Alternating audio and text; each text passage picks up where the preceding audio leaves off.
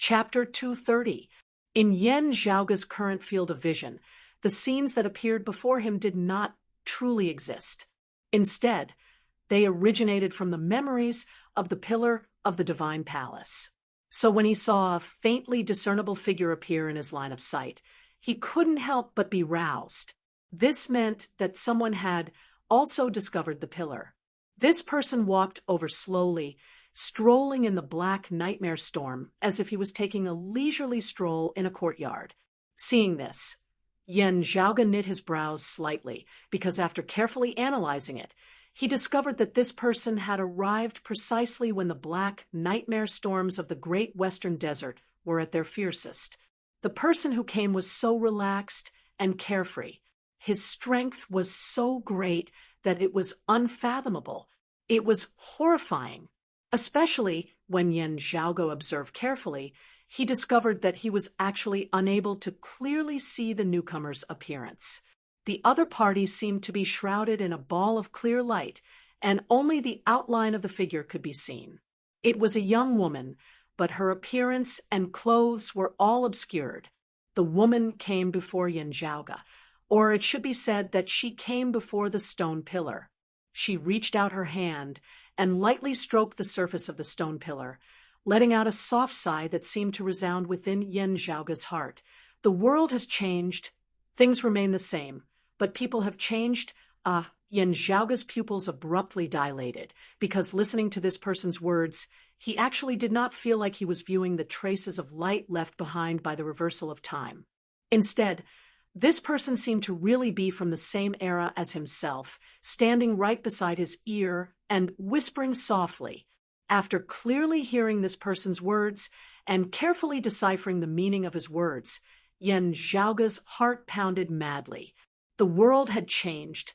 Things remained the same, but people had changed. Yan Zhaoge stabilized his mind, continuing to observe the illusory scenes before him. The young woman stroked the lines on the surface of the stone pillar and seemed to be talking to herself. Is the path we're going to take the right one? In the future, do you still have the face to meet your ancestors? She sighed again and pressed her palm down, but she didn't take away the stone pillar.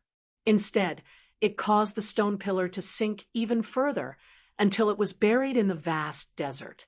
Gazing over carefully, Yan Zhaoge could vaguely see that the top of that woman's head was vaguely visible. It seemed to be wearing a crown. The silhouette quickly disappeared, but Yan Zhaoge's mind shook slightly once more. If I am not wrong, that seems to be the extreme crown.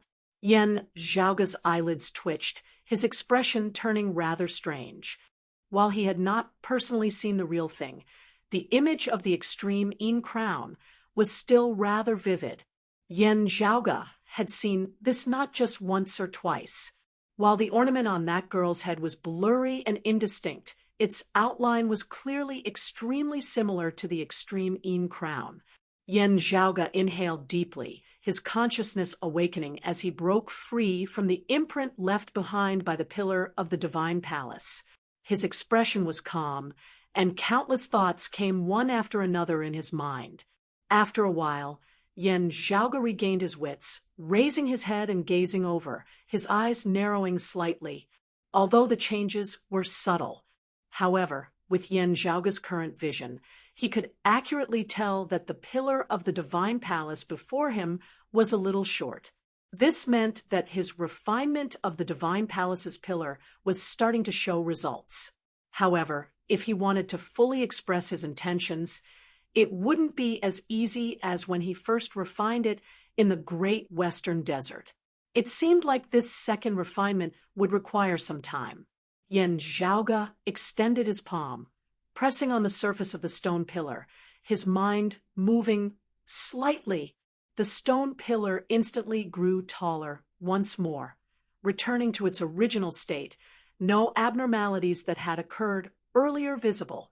However, at this moment, it was indeed already different from before. Following Yan Zhaoge's will, the length and size of this pillar of the divine palace could be changed to a limited extent. As the refinement progressed day by day, the extent to which the stone pillar could change would also increase unceasingly. Looking at the pillar of the divine palace, Yen Zhaoge was silent for a long time.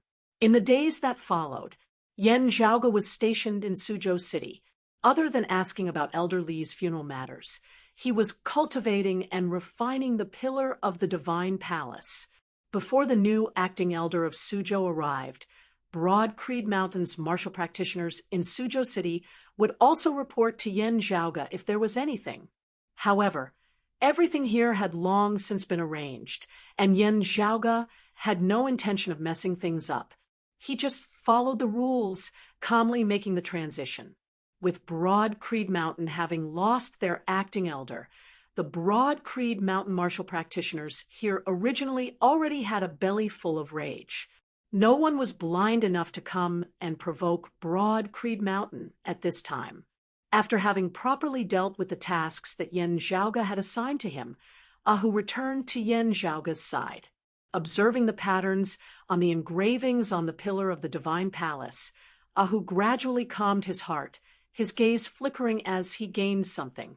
One day, the meditating Ahu suddenly opened his eyes, a piercingly cold light flickering within them, that actual spiritual light above his head shooting straight into the horizon, its aura surging. Sitting where he was, Yen Zhaoge looked at this scene calmly. The spiritual light above, whose head gradually retracted into the crown of his head, the gaze within his eyes also beginning to retract. At the end, the spiritual light above, whose head disappeared, the bright light within his eyes also vanishing without a trace. Ahu stood up, raising his hand and punching out, the scene formed of his fist intense aura-chi virtually condensing into something tangible. The spirituality of his aura-chi did not appear externally, instead being completely retracted within the heavens and earth formed of his fist intent. Heavy and heavy, growing increasingly vigorous. It was like a piece of fertile land, able to nurture infinite life. Only waiting for the seed to fall, then it could be nurtured, then germinating. That vigorous, heavy, yet extraordinarily agile power about Ahu's entire body had increased greatly as compared to before. His entire person seemed to have been reborn, stepping into a brand new heaven and earth. The spiritual light above his head disappearing, not having been intentionally retracted like before, but having truly vanished. The disappearance of the spiritual light did not mean that he had weakened.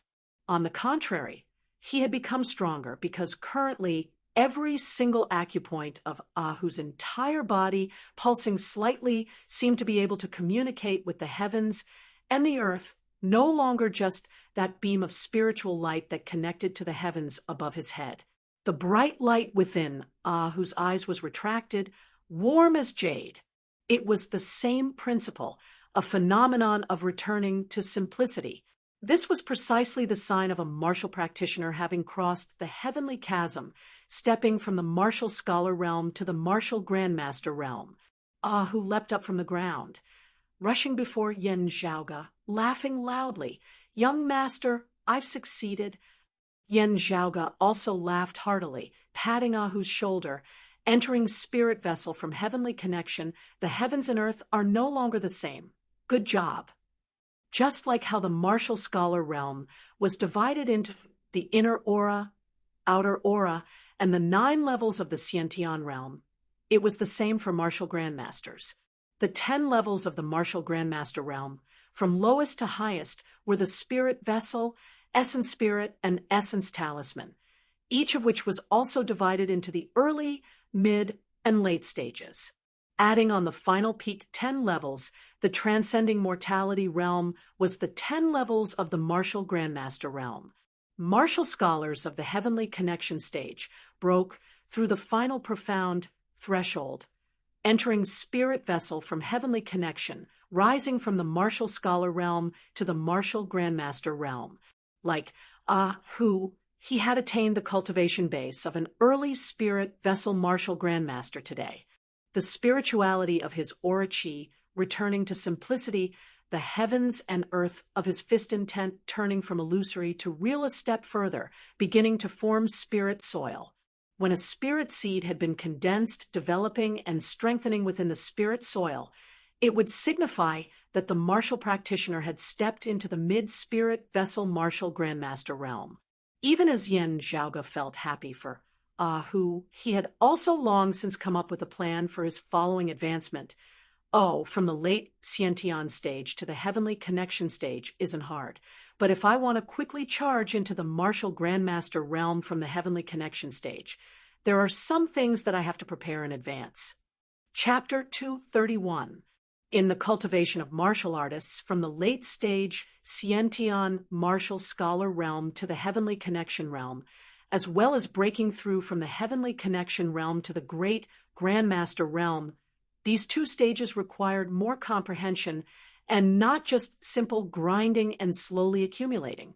Of course, there was still a need for the necessary accumulation, but it wasn't something that could be achieved just by working hard.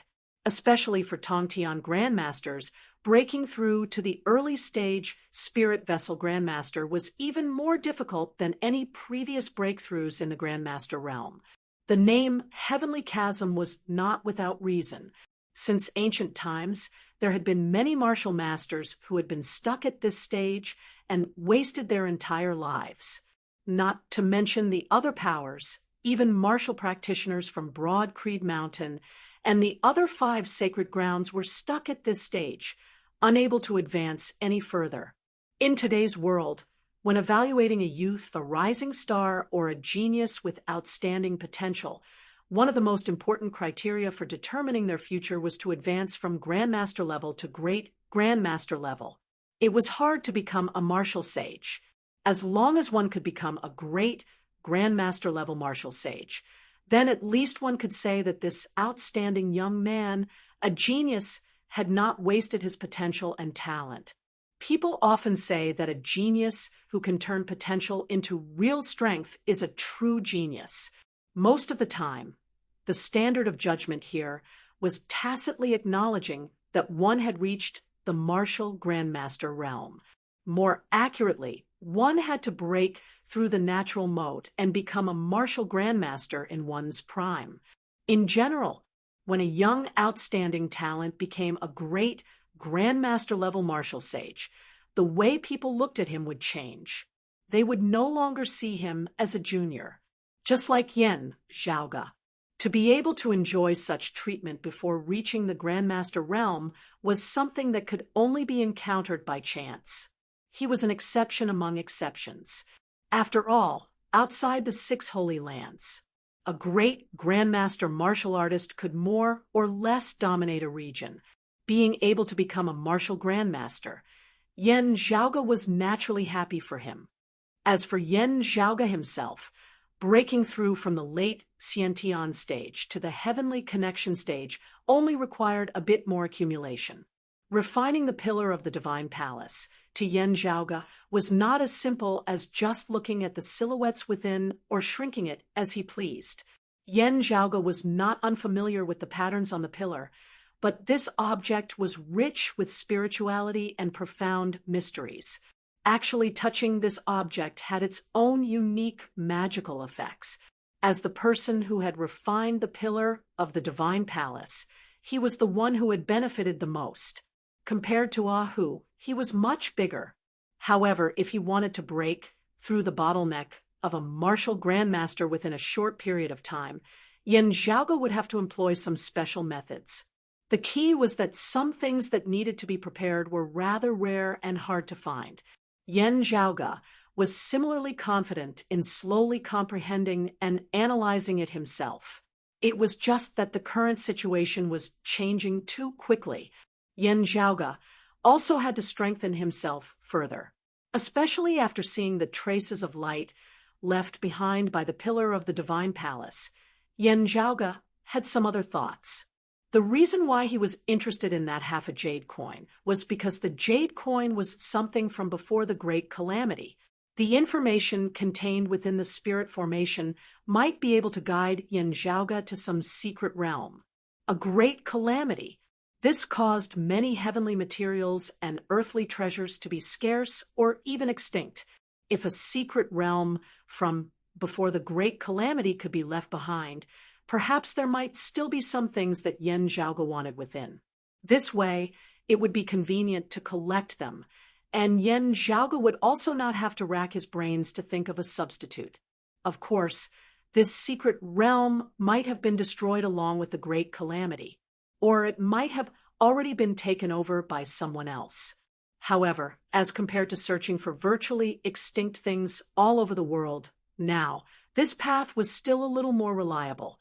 Apart from cultivating, Yen Zhaoge also paid attention to the current situation in Suzhou City and even the Sand region. And the arrival of the new acting elder of Suzhou City was much later than Yen Zhaoge had expected. However, when he learnt who the other party was, he was also slightly taken aback. The news that had come was that the new acting elder of Suzhou City was actually the Su Fei that Yen Zhaoge couldn't be more familiar with. Heavenly Rock, Su Fei, Sure Tai's disciple, a leading figure of Broad Creed Mountain's new generation. After the Heavenly Connection meet at Clear Concealed Lake, he had become a martial grandmaster at just over 30 years of age. Hearing the news, Yen Zhaoge's first reaction was, did senior apprentice Brother Su make some mistake? The position of acting elder was generally held by martial scholars.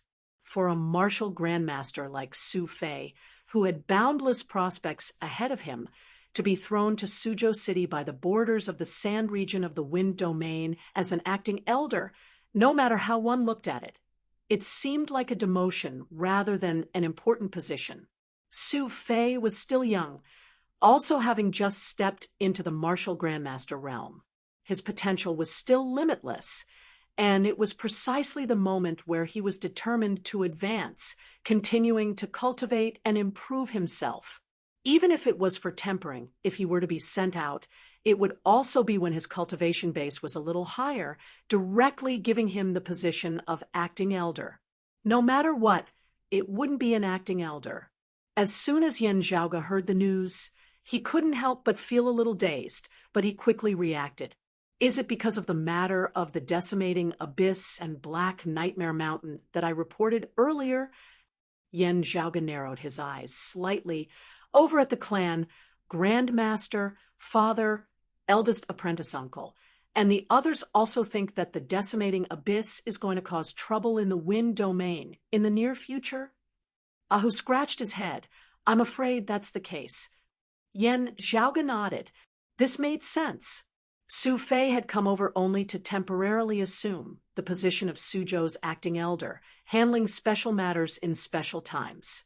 Having just assassinated Yen Zhaoge by the border of the Sand region, if the decimating abyss and Black Nightmare Mountain still wanted to cause trouble, Suzhou would be the first front line. Other than extremely rare special circumstances like Yen Zhaoge's, a martial scholar acting as Suzhou's acting elder still seemed a little weak.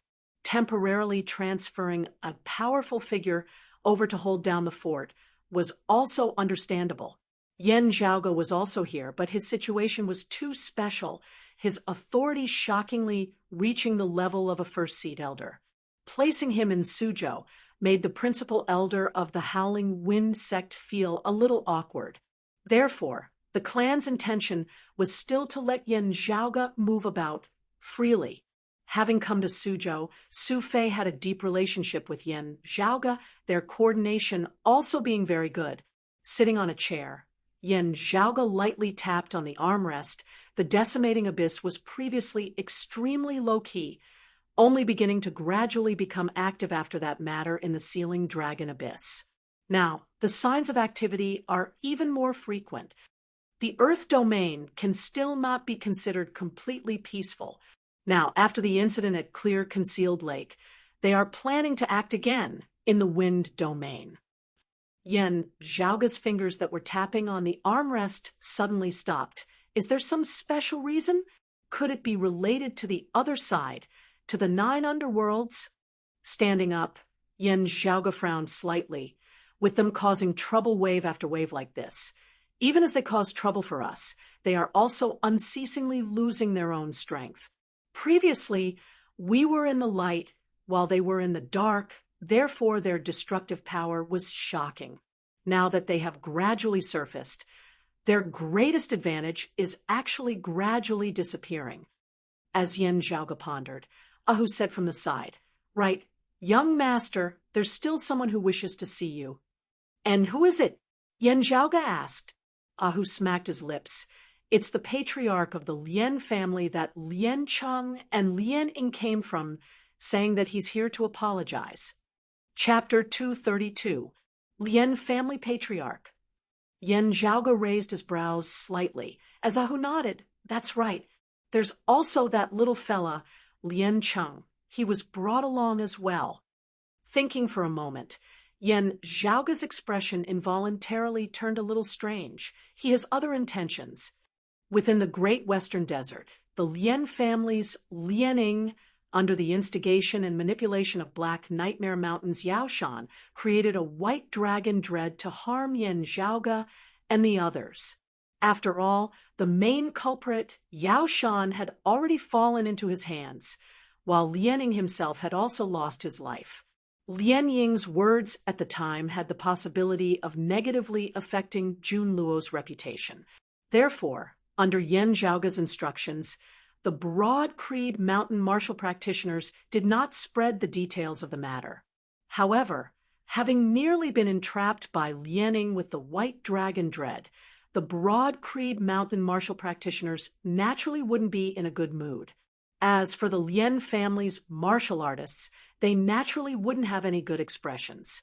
In the Wind domain, if it could be said that the border of the Gan region was still wrangling with the Sacred Sun clan, the San region was Broad Creed Mountain's old territory. Their control over this place was not much different from that of the 5 regions of the Heaven domain. With a light stamp of Broad Creed Mountain's foot, the San region would tremble thrice. Although it was only the martial practitioners of Broad Creed Mountain stationed in Suzhou City who were dissatisfied, the news very quickly spread to the Lien family's ancestral ground, the Lien family fortress. After Lien Cheng had parted ways with Yen Zhaoge and the others in Suzhou City, before he had even returned to the Lien family fortress, he had already been intercepted by his own clansmen, who then brought him back at top speed. After listening to Lien Cheng's recount of the situation, the Lien family fell into silence. From a certain perspective, it was Yao Shan who had wanted to assassinate Yen Zhaoge, therefore involving Lien Ying within. Lien Ying had actually been an innocent fish caught in the crossfire. If not for Yao Shan's assassination plan, Lien Ying would also not have done something like this, even losing his life. But on the other hand, if nothing happened to Lien Ying, how could he be used by Yao Shan? Why was it that he, Lien Ying, could become the knife in Yao Shan's hands, an accomplice, but Jun Luo and Lien Cheng, who had accompanied him, did not become Yao Shan's pawns? He was innocent. Jun Luo and Lien Cheng were far more innocent than him, especially when Yen Zhaoge's group had even saved their lives from the Black Nightmare storm earlier. Lien Ying was repaying kindness with enmity. The lord of the Lien family fortress made a prompt decision, deciding to personally go to Suzhou City to meet Yen Zhaoge at the first possible moment to apologize. Compared to the Lien family fort, the Howling Wind Sword sect was already a massive entity, and the gap between the Howling Wind Sword sect and Broad Creed Mountain was even greater, not to mention the fact that the Lien family was not in the right. Even if they were, it did not mean that they were safe. The 6 sacred lands were high and mighty. It was never as simple as just saying it. Comparatively speaking, Broad Creed Mountain and Turbid Wave Pavilion could already be considered extremely mild. If it were the Sacred Sun clan, the Heavenly Thunder Hall, Infinite Boundless Mountain, and Jade Sea City, even if the Lien family was in the right, they might not be in the right at all. Moreover, if not for Yen Zhaoge, Jun Luo would have died at Lien Ying's hands. Other than Broad Creed Mountain, The Lien family would also have to account to Elder June of the Howling Wind Sword sect. This made the Lien family patriarch feel as if a calamity had suddenly descended upon his home. His mouth was full of bitterness, but there was no place for him to reason with. But very quickly, he felt that if he handled things properly, perhaps there was a possibility of turning danger into opportunity. Thus, he immediately brought Lianqing and rushed to Suzhou City. Yan Zhaoge did not avoid meeting him, as he got Ahu to invite him in. Very soon, a middle-aged man who looked rather formidable brought along Lien Cheng, who still had a weak appearance. They appeared before Yan Zhaoge. Before the broad-creed young master, the Lien family fortresses, Lien Chongyi pays his respects. That middle-aged man first cupped his fists in greeting. Yan Zhaoge smiled, returning the greeting. Fortress Lord, Lien is polite. Lien Chongyi was precisely the current #1 expert of the Lien family, a second-level martial grandmaster, a mid-spirit vessel martial grandmaster expert who had already condensed a spirit seed. He had personally come in full sincerity, but facing Yan Zhaoge, he didn't dare to be arrogant, let alone him, even if the chief of the Howling Wind Sword sect met Yan Zhaoge now. He also couldn't treat him carelessly. Looking at Lien Chongyi, Yan Zhaoge nodded slightly. In the current Eight Extremities world, the martial practitioners of the 6 great sacred lands were used to classifying the various powers outside of the sacred lands as first-rate, second-rate, third-rate, and even unranked. Generally speaking, a power with an essence spirit martial grandmaster was classified as a first-rate power. A power with a spirit vessel martial grandmaster was classified as a second-rate power, and a power with only a martial scholar without a martial grandmaster was classified as a third-rate power. As for unranked powers, the martial practitioners of the 6 great sacred lands generally didn't care about them. For example, the Yi family of which Yi Jing had been born. Of course, such powers were actually the most numerous, scattered in every corner of this world, as many as the hairs on a cow. And powers like the Eastern Tang Kingdom and the Howling Wind Sword sect were first-rate powers. The king of the Eastern Tang Kingdom, Zhao Shicheng, was at the 5th level of the martial grandmaster realm, a mid-essence spirit martial grandmaster realm expert. The chief of the Howling Wind Sword sect was at the 6th level of the martial grandmaster realm, a late essence spirit martial grandmaster realm expert. For example, the Lien family fortress, with a mid-spirit vessel martial grandmaster like Lien Chongyi, was a second-rate power. Generally speaking, broad Creed Mountains acting elders stationed at second-rate powers didn't need to be martial grandmasters. With broad Creed Mountains name present, it was already sufficient to protect the clan's local interests, and principal elders stationed at first-rate powers were mostly chosen based on the strength of the local first-rate powers.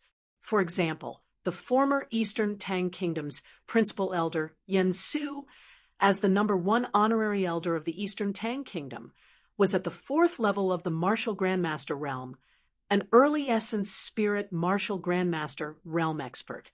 If Yan Su hadn't been beaten to the brink of death by sure Tai back then, Yan Zhaoge wouldn't have been able to take him down so easily.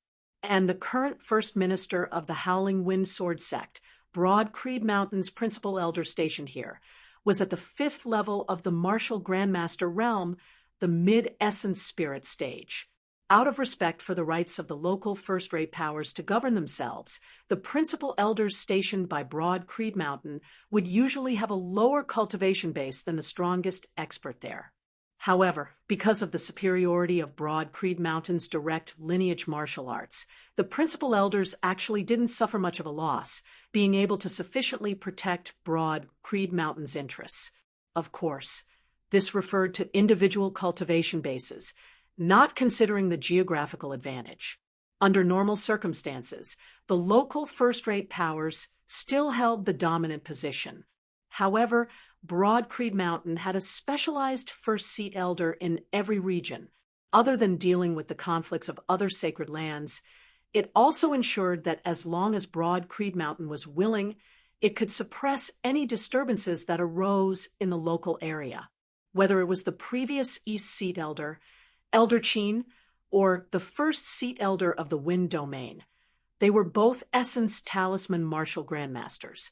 Yen Zhaoge currently possessed the authority of a First Seat Elder, while the official First Seat Elder of Broad Creed Mountain was at least at the 7th level of the Martial Grandmaster realm, an early Essence Talisman Martial Grandmaster expert. Lien Chongyi said, "My clan is unfortunate, having produced an unfilial descendant, causing trouble for young Master Yen and our fellow Taoists of Broad Creed Mountain. This Lien is truly terrified, having specially come here this time to apologize. I hope that everyone can forgive me." Saying thus, he took out an item, placing it before Yen Zhaoge. Yen Zhaoge's gaze swept over it, immediately understanding, indeed, it isn't an apology, but a gift. Chapter 233. Lien Chongyi's so-called apology gift was some jade green liquid in a container. The viscous liquid resembled jade, as it reflected Yen Zhaoge's face. Seeing it, Yen Zhaoge immediately recognized that the jade spring was currently condensed. Within the territory controlled by the Lien family fortress, there was a famous jade sand spring. The spring water it produced was very beneficial to martial artists. Broad Creed Mountain had specially stationed a jade spring acting elder there, receiving a certain amount of spring water every year. However, compared to the jade sand spring water, the jade spring essence produced at the mouth of the spring was much rarer and more valuable. It was just that the jade spring condensed essence was extremely rare. Whether it was the Lien family fortress or Broad Creed Mountain, they could only obtain a bit of it every year. Other than the two of them, only the Howling Wind Sword sect had a share of it. The other powers didn't even need to think about it. And while the jade spring condensed essence that Lien Chongyi intended to hand over to Yen Zhaoge now seemed like only a single cup, it was actually equivalent to an entire year's worth of the spring's production. In other words, every year, the amount of jade spring condensed essence that the entire Broad Creed Mountain clan obtained from the jade sand spring was not as much as the one before Yen Zhaoge now. Naturally, it wasn't that the Lien family fort had concealed their output, but rather that they had painstakingly saved up their savings over the years. It wouldn't be an exaggeration to say that this bit of jade spring concentrated essence was priceless.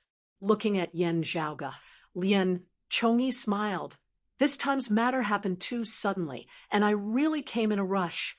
Therefore, I can only give you this meager gift. Young Master Yen is used to seeing all sorts of rare treasures, so please do not laugh at me.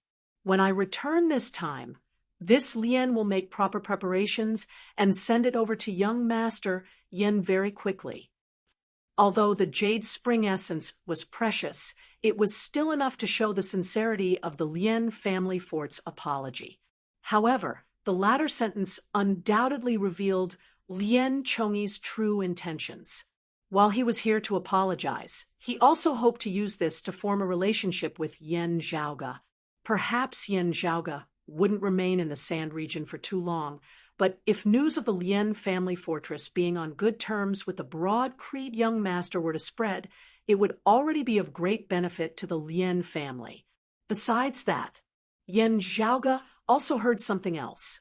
Young master, in the Lien family, only the jade spring essence and jade sand spring water are good things. What can he prepare?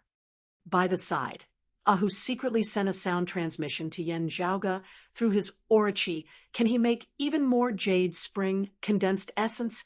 Why don't we just bring them over at once? Yen Zhaoge answered, leisurely, the Lien family doesn't have anything else good, but some people do. Do you still remember the information I asked you to gather before coming to the Sand region? Who was startled? Howling Wind Sword Sect's Elder Hong. Yen Zhaoge smiled. Correct. Currently, the Howling Wind Sword sect was nearing the time of succession.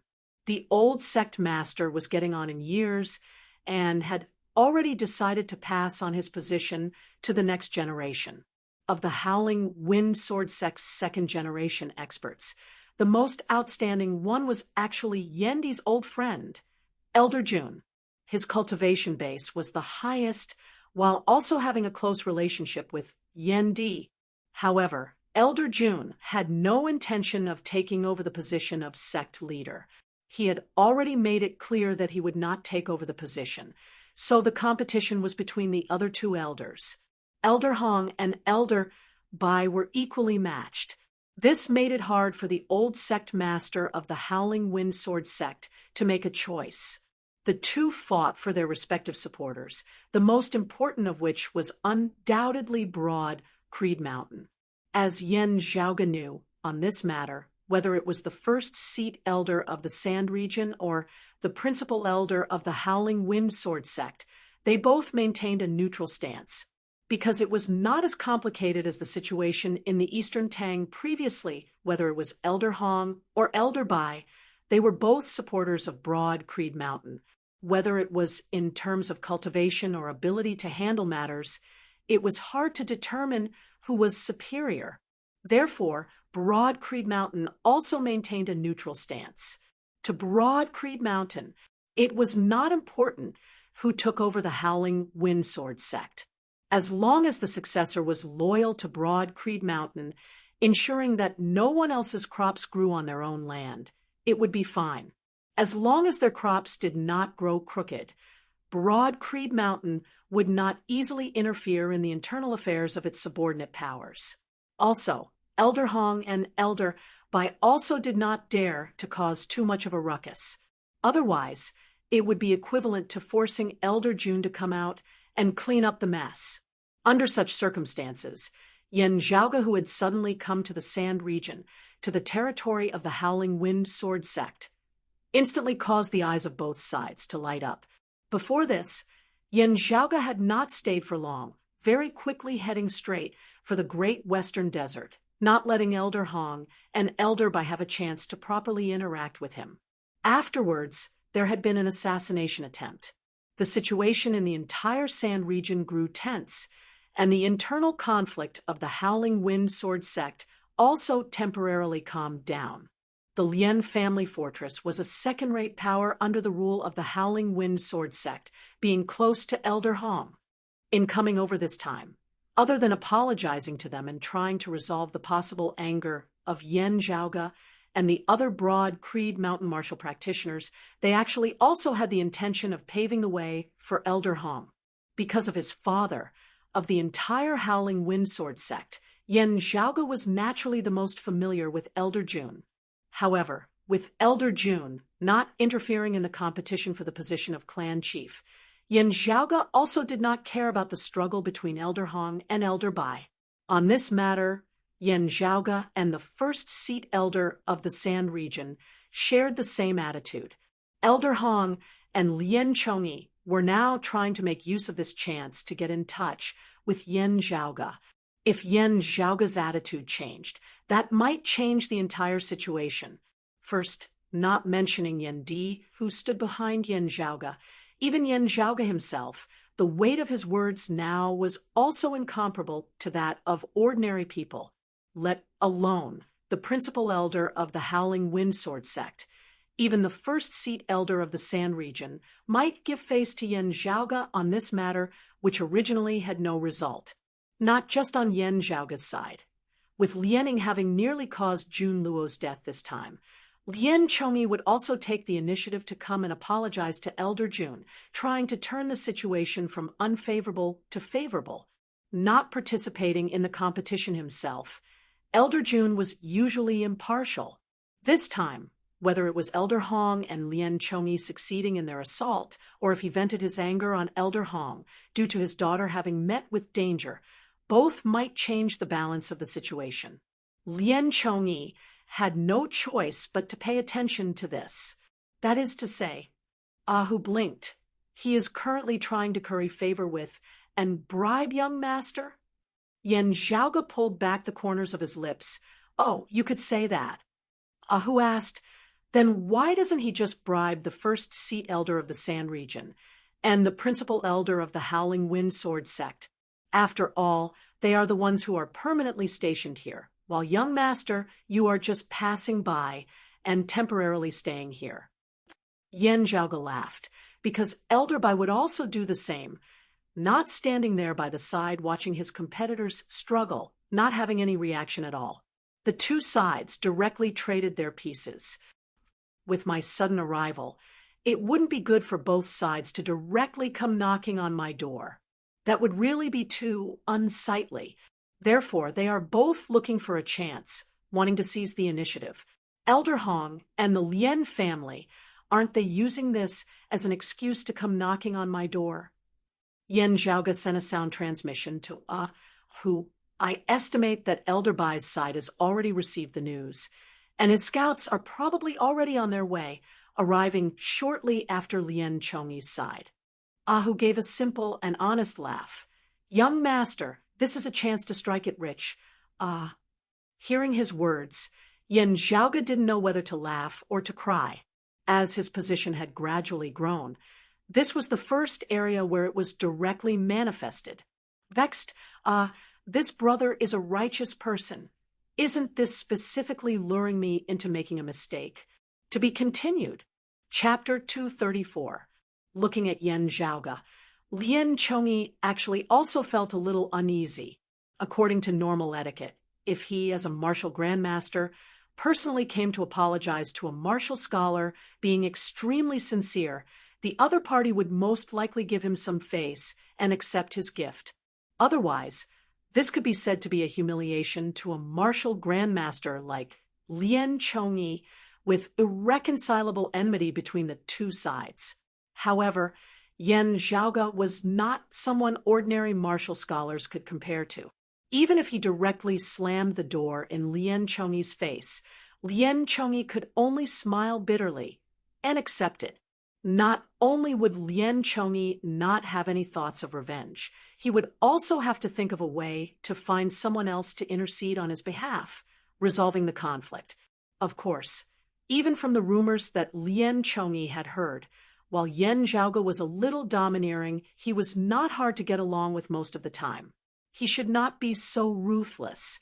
However, Lien Chongyi still felt a little uncertain because his own motives were not pure. While he had personally come to apologize, he also had other intentions. If possible, Lien Chongyi did not want to do it so urgently.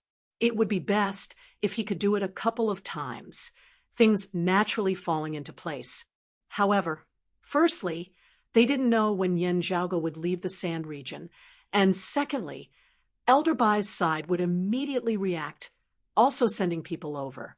If Lien Chongyi and Elder Hong wanted to seize the initiative, they had to make good use of this time gap. As a result, the side effects of this, such as Yen Zhaoge instead feeling unhappy, also became a risk that they had no choice but to bear. Glancing at Lien Chongyi, Yen Zhaoge smiled mildly, for Lord Lien is polite. While your nephew Liening was in the wrong, fortunately, it did not lead to irreparable consequences. Actually, he was also used by others, and has already paid the price with his life. Therefore, I do not intend to pursue the matter any further. If some of our clan's martial practitioners say anything too extreme and reach Fort Lord Lien's ears, I hope that Fort Lord Lien will not take it to heart on account of their momentary anger. I will reprimand them later. Lien Chongyi repeatedly said that he dared not. Yen Zhaoge gazed at that cup of Jade Spring condensed essence. As for this Jade Spring condensed essence, please accept it, young Master Yen. Lien Chongyi immediately said, Liening did something wrong. In the end, it is because I did not discipline him properly. I really feel guilty and uneasy. Looking at him, Yen Zhaoge smiled. After a while, our clan's Suzhou acting elder Li will accompany me to the great western desert. Unfortunately, Luo, Liencheng, and Liening were saved because of Elder Li. He had children and family members left behind. This was the Jade Spring essence. I'll accept it on their behalf. Hearing this, Lien Chongyi nodded repeatedly. That would be for the best. I also feel deeply sorry for your sex elder Li's death. It didn't matter what the reason was, as long as the item was accepted. Having achieved most of his goal in coming here, Lien Chongyi instantly relaxed greatly. However, what caused him to smile bitterly was the fact that Yen Zhaoge still did not respond to Elder Hong's words. Regarding this, Lien Chongyi naturally couldn't bring it up. Otherwise, it might really have the opposite effect, causing Yen Zhaoge to feel disgusted. He swiveled his head to look at Lien Cheng, who had always been standing silently by the side. Lien Cheng being able to return safely from the great western desert this time is also thanks to young Master Yen. Other than to apologize, I have come to express my thanks. Lien Cheng hurriedly bowed towards Yen Zhaoge. Thank you, young Master Yen, for saving my life. Seeing this, Ahu grinned but did not speak. Although he had been acquainted with Jun Luo before, Jun Luo was very friendly to everyone. Lien Cheng and the deceased Lien Ying might not be that outstanding. Usually, Lien Chongyi might not even bother to take a look at him. Now that he was fated to go through trials and tribulations with his young master, it became another reason for Lien Chongyi to pay a visit. Perhaps in the future, he would receive more attention from his family head. Fate meets by chance. It was also fate. It was naturally impossible to reach the heavens in a single step, but it had become a chance to change his life. Seeing this, Yen Zhaoge smiled slightly. Lien Cheng is not bad. At least he is a person who values relationships. However, in this world of martial practitioners, treasures are priceless, but fragile and easily destroyed. In comparison, the iron blood and tenacity of Firebeacon City is more beneficial for us to live our lives to the fullest. My words may be too presumptuous, but I have no intention of interfering in your life. Make your own decisions on your own path. Looking at Lien Cheng, a look of pleasant surprise flashed through Lien Chongyi's eyes. Lien Cheng was dazed for a moment before he recovered, bowing towards Yen Zhaoge once more. Thank you, young Master Yen, for your advice. I also know that my personality is too weak. Yen Zhaoge smiled, waving his hands, no longer speaking. Seeing that Yen Zhaoge had the intention of sending him off, Lien Chongyi very perceptively took his leave. Leaving Yen Zhaoge's place, Lien Chongyi sighed. At least this trip had not been in vain. As for Elder Hong's side, there was also nothing he could do about it. He hadn't held much hope in the first place. Next would be Elder Jun and his daughter. Jun Luo had nearly died at Lien Ying's hands. Elder Jun had to be accounted for on this matter. If Elder Jun pursued the matter, even Yen Zhaoge's side might turn hostile. At the end of the day, the person of the Howling Wind Sword sect that Yen Zhaoge was most familiar with was still Elder Jun. As Lien Chongyi thought about this, he glanced thoughtfully at Lien Cheng, who was following behind him. As they left Yen Zhaoge's lodgings, they met an old man who, led by a broad Creed mountain martial practitioner, was also currently walking over. As the two sides met, Lien Chongyi's gaze instantly hardened. Oh, Manor Lord Huang? Lien Chongyi was extremely familiar with the newcomer. It was the Manor Lord of the Yellow Wind Mountain Manor, a second-rate power of the Howling Wind Sword sect similar to the Lien family fortress. It was just that, unlike the Lien family fortress, who was subordinate to Elder Hong, the Yellow Wind Mountain Manor was a supporter of Elder Bai. Seeing Lien Chongyi, Manor Lord Huang's gaze similarly flickered as he laughed. Fortress Lord Lien, long time no see. How have you been? Lien Chongyi smiled. It has indeed been a long time. Manor Lord Huang's body is still as healthy as ever. I wonder why you have come all the way to this Suzhou city. Manor Lord Huang sighed. This old man and broad Creed Mountains, elderly of Suzhou City, can be considered old acquaintances. Now that he has been killed, this old man has to pay his respects no matter what. This old man has long heard of the great name of Broad Creed Young Master. Naturally, I would like to personally witness the flare of a dragon amongst dragons of legend. As he said this, he paid attention to Lien Chongyi's expression. Seeing a smile appear on Lien Chongyi's face, this Lien has just seen young Master Yen. He is indeed extraordinary, incomparable to others, especially possessing a unique eye of discernment and extraordinary knowledge. Hearing his words, Manor Lord Huang narrowed his eyes, nodding. Oh, this old man also thinks so. Lien Chongyi was, of course, intentionally pressuring the other party, attempting to mislead him. However, seeing that while Manor Lord Huang had been touched, he still appeared to be full of confidence, Lien Chongyi's heart involuntarily jolted slightly. On the surface, he did not reveal this, as he nodded slightly towards Manor Lord Huang. Since that's the case, this Lien will take his leave first. If Manor Lord Huang has the time, why not come to my Lien family fortress for a visit? Manor Lord Huang said courteously, definitely, definitely. My Yellow Wind Mountain Manor also welcomes Fortress Lord Lien as a guest at any time. The two brushed past each other, looking back at Manor Lord Huang walking towards Yen Zhaoga's lodgings. Lien Chongyi was momentarily filled with emotions. Now, they were truly displaying their respective abilities. It all depended on who could move that great Buddha within. Thinking of how that great Buddha was currently still only a martial scholar, only in his 20s, Lien Chongyi could only feel that the affairs of the world were hard to predict. To be continued. Chapter 235. Seeing that it was indeed the Manor Lord of the Yellow Wind Mountain Manor who had arrived right after Lien Chongyi, Yen Zhaoga felt even more amused. Yen Zhaoga felt that it was very good and very strong for the two groups to be fighting each other after they were done. Seizing the opportunity, actively forging ahead, fighting for some support that could be obtained, and constantly increasing the stakes for oneself. Yen Zhaoga was not averse to this kind of thing. Whether it was Elder Bai or Elder Hong, he did not have any inclination towards either of them.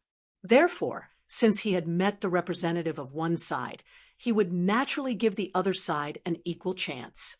Otherwise, if the news were to spread that Yen Zhaoga had met Lien Chongyi, but given Manor Lord Huang the cold shoulder, it would be equivalent to telling others that he supported Elder Hong. Manor Lord Huang first reminisced about the deceased Elder Li together with Yen Zhaoga before it gradually turned into a casual conversation. After chatting for a bit, Manor Lord Huang no longer dared to drag things out, lest he took up too much of Yen Zhaoga's time and incurred his irritation. He took out a brocade box and said smilingly, "I've heard that young Master Yen is fond of antiques, and is even well-versed in various ancient texts. This old man just obtained an ancient treasure not too long ago, but was unable to comprehend it myself. I'd like to seek young Master Yan's guidance." Seeing him open the brocade box, Yen Zhaoga could not help but be slightly taken aback. There was a jade annulus in the brocade box, but it was only half of it. It was semicircular, and there were simple and unadorned patterns on its surface. It was clearly the other half of the jade coin that Yen Zhaoga had previously instructed Ahu to find. After Yen Zhaoga had obtained the other half of the jade coin from Black Nightmare Mountain's Yaoshan, because the fracture on the jade coin was new, it had clearly been broken not too long ago. Therefore, he had determined that the other half of the jade coin was most likely still in the sand region. Who would have thought that after wearing out iron shoes in fruitless search, he would find it by chance without even looking for it? As Yen Zhaoga appraised Manor Lord Huang, he saw that Manor Lord Huang was also looking at him rather expectantly. Discreetly exchanging a glance with Hu, Yen Zhaoga saw Ahu shake his head slightly, indicating that he was being secretive. Even though he had been searching for the other half of the jade annulus, he did not leak any information. At the very least, the news would not reach Manor Master Huang's ears. Manor Lord Huang indeed did not know that Yen Zhaoga also possessed half of the jade coin, but he had found someone to verify it. The half of the jade annulus in his hand was very old, and it was genuine, not a modern imitation. The reason why Manor Master Huang was so confident when facing Lien Chongyi was not because he was blind, but because he felt that he had a target in mind. Throwing themselves at Yen Zhaoga's liking, the gift would most likely enter Yen Zhaoga's eyes. Stroking the jade coin with his finger, Yen Zhaoga smiled. After a while, it is indeed an ancient artifact of ancient times. I am also unable to see through it at the moment. However, I have some ideas. If Manor Lord Huang doesn't mind, can I stay for a few more days to study them? A smile immediately appeared on Manor Lord Huang's face. Of course! With young Master Yen around, this treasure will not be covered in dust. Manor Master Huang then tried to change the topic to Elder Bai. Yen Zhaoga, not accepting any of them, caused Manor Lord Huang to feel rather regretful. Still, on the whole, he had still left in a pretty good mood. After sending off Manor Lord Huang, Yen Zhaoga tapped lightly on the table, saying, "Ahu, choose something from my personal possessions to give to the two of them as a gift." He tapped the brocade box containing the jade coin. "The value of this item is a little higher. Just say that it is because I have a penchant for antiques." Ahu blinked. "Young master, neither of them are of Broad Creed Mountain's lineage. They took the initiative to give it to you, and it wasn't you extorting them. It's actually no big deal for you to take it. Even if the matter is brought back to the clan, it will still be fine. One is playing petty tricks, using the excuse of apologizing to sell dog meat, while the other is coming under the guise of mourning for Elder Li. I don't have a good impression of both of them." Yen Zhaoga shook his head. "If they were all things like the Jade Spring condensed essence, it would still be fine. Who knows, I might really just eat up the one and eat up the other. The two families would eat it up and wipe it clean. However, this half of the jade coin just happens to be what I am currently searching for. If he doesn't deliver it to us, we would still have to spend time searching for it. Therefore, we should return the gift." Yen Zhaoga waved his hands. "Only returning the gift to one family. In the eyes of the outside world, I am still standing between Elder Bai and Elder Hong. Therefore, both families should return the gift. Unless Uncle June expresses his stance on the matter of the Howling Wind Sword Sect, we will not participate in it." Who gave a simple and honest laugh. "Yes, young master." Yen Zhaoga took out his half of the jade coin, combining it with the other half in the brocade box. The two halves of the jade coin came together, fitting together seamlessly, instantly forming a complete jade coin, flickering with a faint radiance. Yen Zhaoga's finger traced along the patterns on the surface of the jade coin, slowly deducing the circulation of this spirit formation within his heart. Because the jade coin itself had been shattered, the spirit formation inscribed on it had also become incomplete, while the spirit patterns had been restored, for the circulation of the spiritual qi within to be restored. Yen Zhaoga would still have to deduce and repair it. As the days passed, the newly appointed acting elder of Broad Creed Mountain Suzhou City, Su Fei, finally arrived. Yen Zhaoga, Feng Yunsheng, and Ahu all went out to welcome him, seeing a tall man striding over with a majestic aura. It was precisely the heavenly rock, Su Fei. Su Fei strode over to Yen Zhaoga, punching Yen Zhaoga's shoulder, laughing heartily. "I've come to assist you this time." Yen Zhaoga also laughed. "Sending you over to Suzhou City as an acting elder is really a waste of your talent." Su Fei took off the leather pouch at his waist, gulping down a large mouthful of wine before wiping his mouth, not minding it at all. With the clan's orders, I will naturally obey. Grand Master and Master definitely have their own considerations. I've also seen the report you sent to the clan. The decimating abyss and Black Nightmare Mountain getting together. This matter can be big or small and cannot be taken lightly. Su Fei handed the leather pouch over to Yin Zhaoge, who also raised his head and gulped down a mouthful of wine before saying, "Speaking of which, I might have to leave for a period of time in the near future. At that time, I'll need senior apprentice brother Su to keep a closer eye on me." "Just go at ease," Su Fei answered, swiveling his head to look at Feng Yunsheng. He smiled. "Junior apprentice sister Feng, right? This is the first time we've met. It's nice to meet you." Feng Yunsheng also smiled. "I've long heard of senior apprentice brother Su." Su Fei smiled, shooting a sidelong glance at Yin Zhaoge. "Drunkard reputation?" Feng Yunsheng blinked, also looking at Yin Zhaoge, like she was smiling whilst also not. Yin Zhaoge rolled his eyes, pointing at Feng Yunsheng.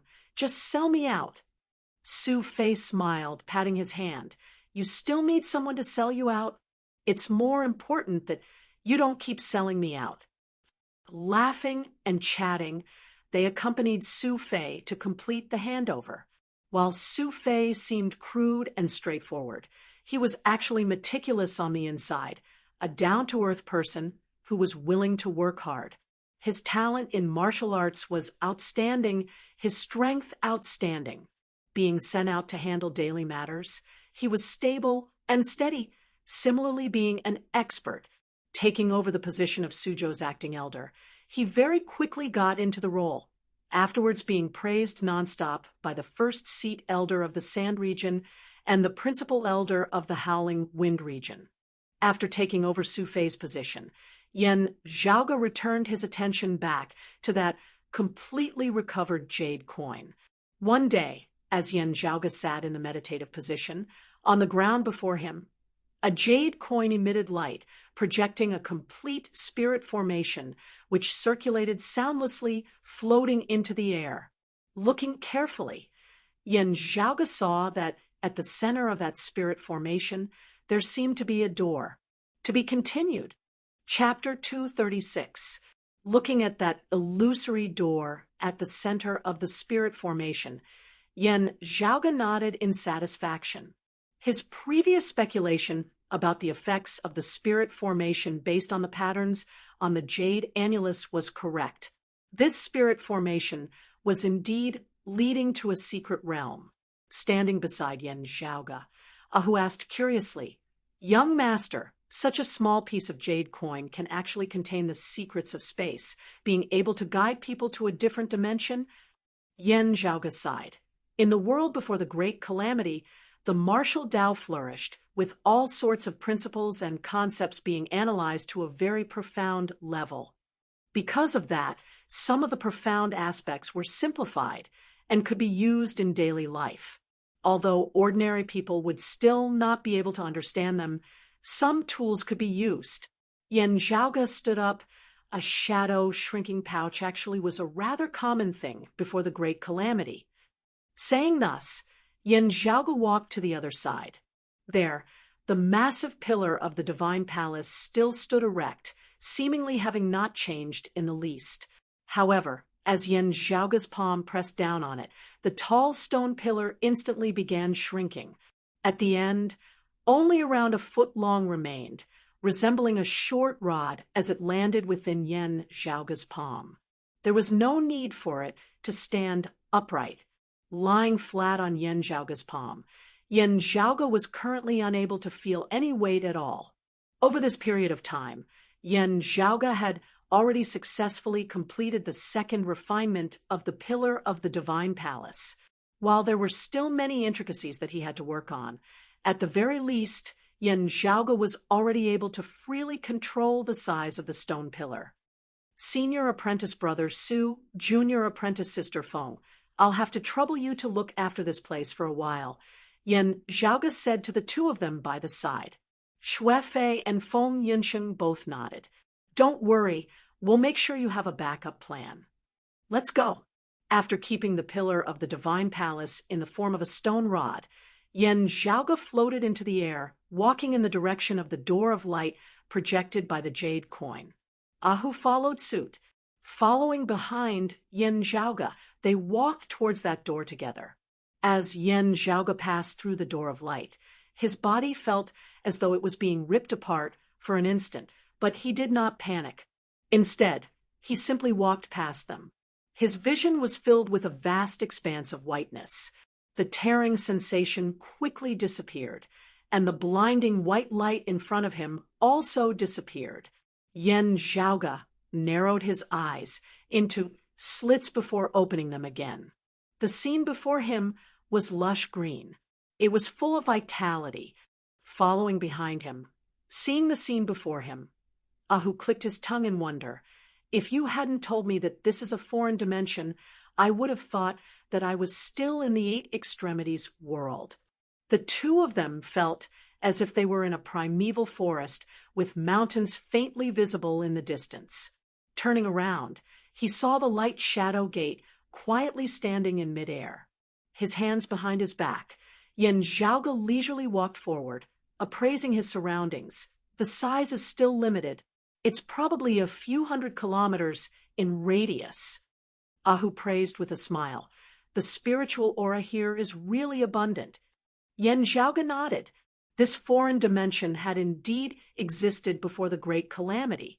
As a corner of the world, it had instead luckily escaped the fate of destruction. However, it had still been affected by it. Yen Zhaoge could clearly feel that the spiritual chi flow of this space had a feeling of decay. Having been sealed, it could still be maintained for a rather long time. Now that it was connected to the outside world, the rate of decay instantly began to rise rapidly. Before long, this foreign dimension would also be heading towards destruction. Quietly feeling the flow of spiritual chi within this foreign dimension, Ahu also thought about it. This is a little troublesome.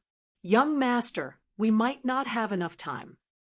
Yen Zhaoge said, It's fine. I've analyzed the spirit formation on that jade coin before. It has a connection with this foreign dimension.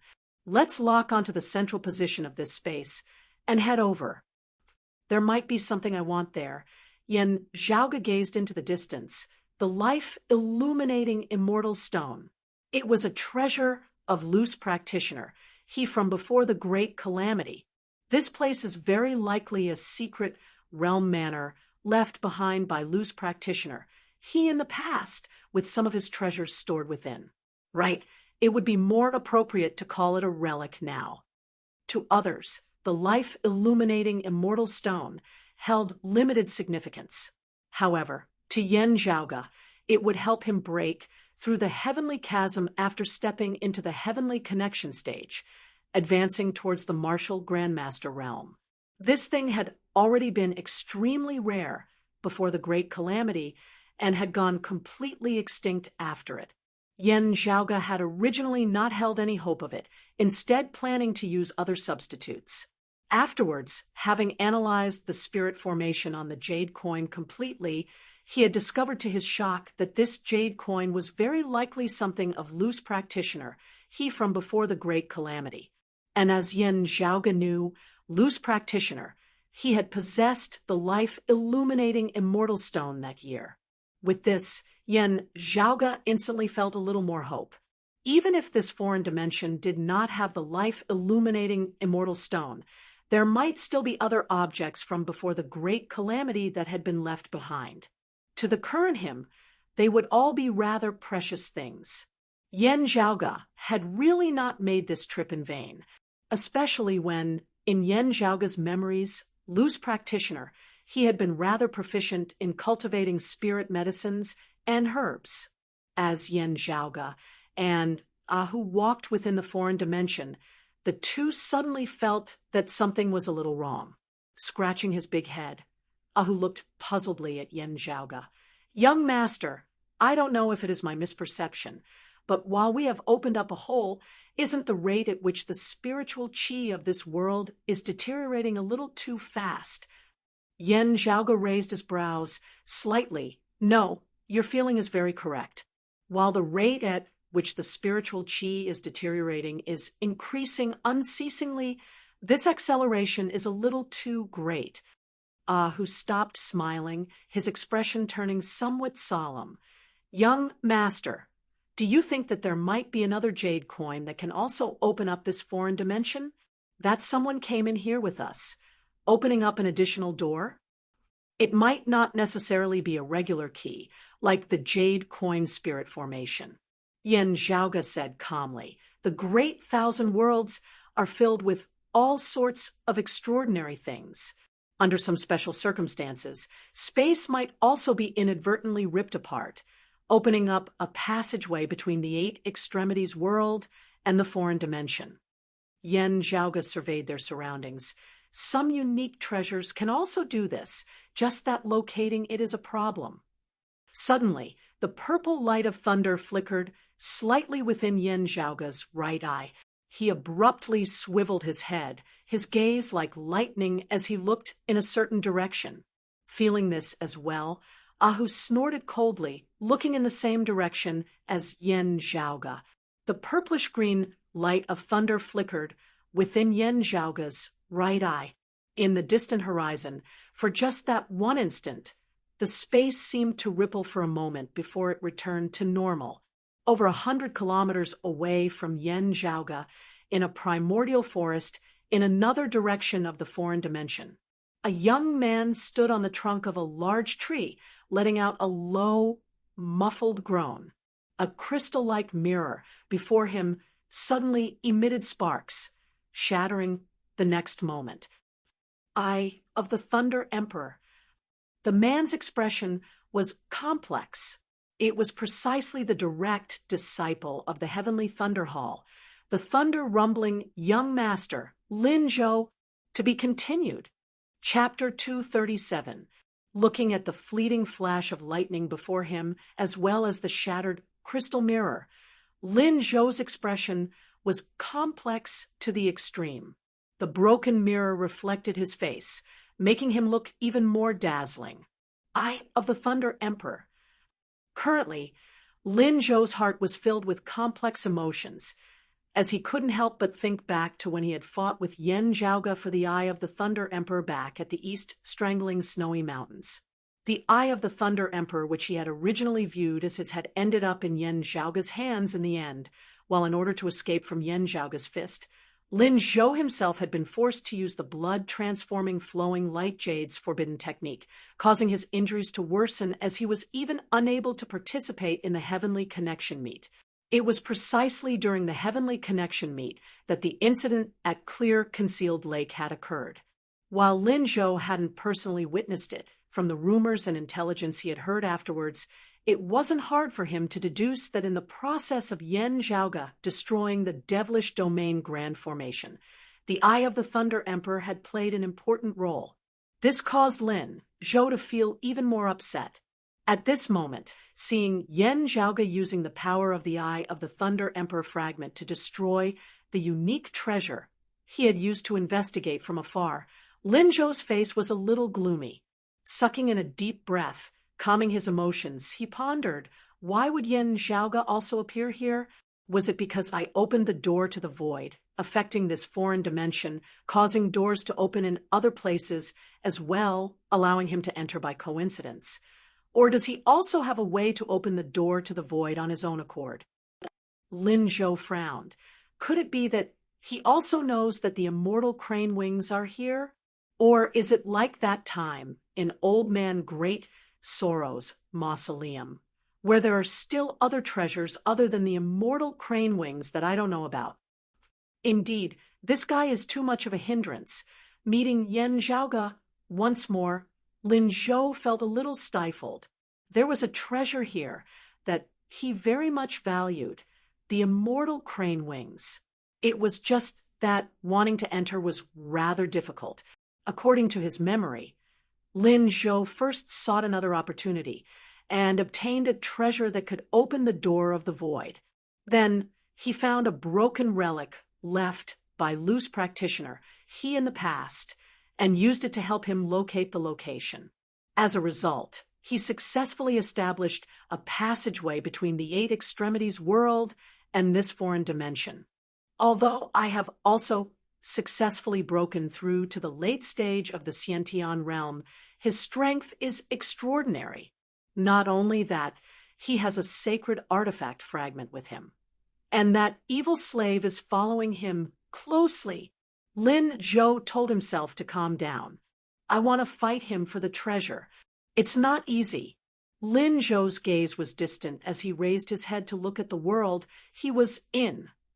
If this foreign dimension collapses before he leaves, then even if he has the sacred artifact fragment, it will be hard for him to escape death. But now that there's an additional door here, the rate at which the spiritual energy is decaying has changed. I can't calculate the specific time when the space will collapse.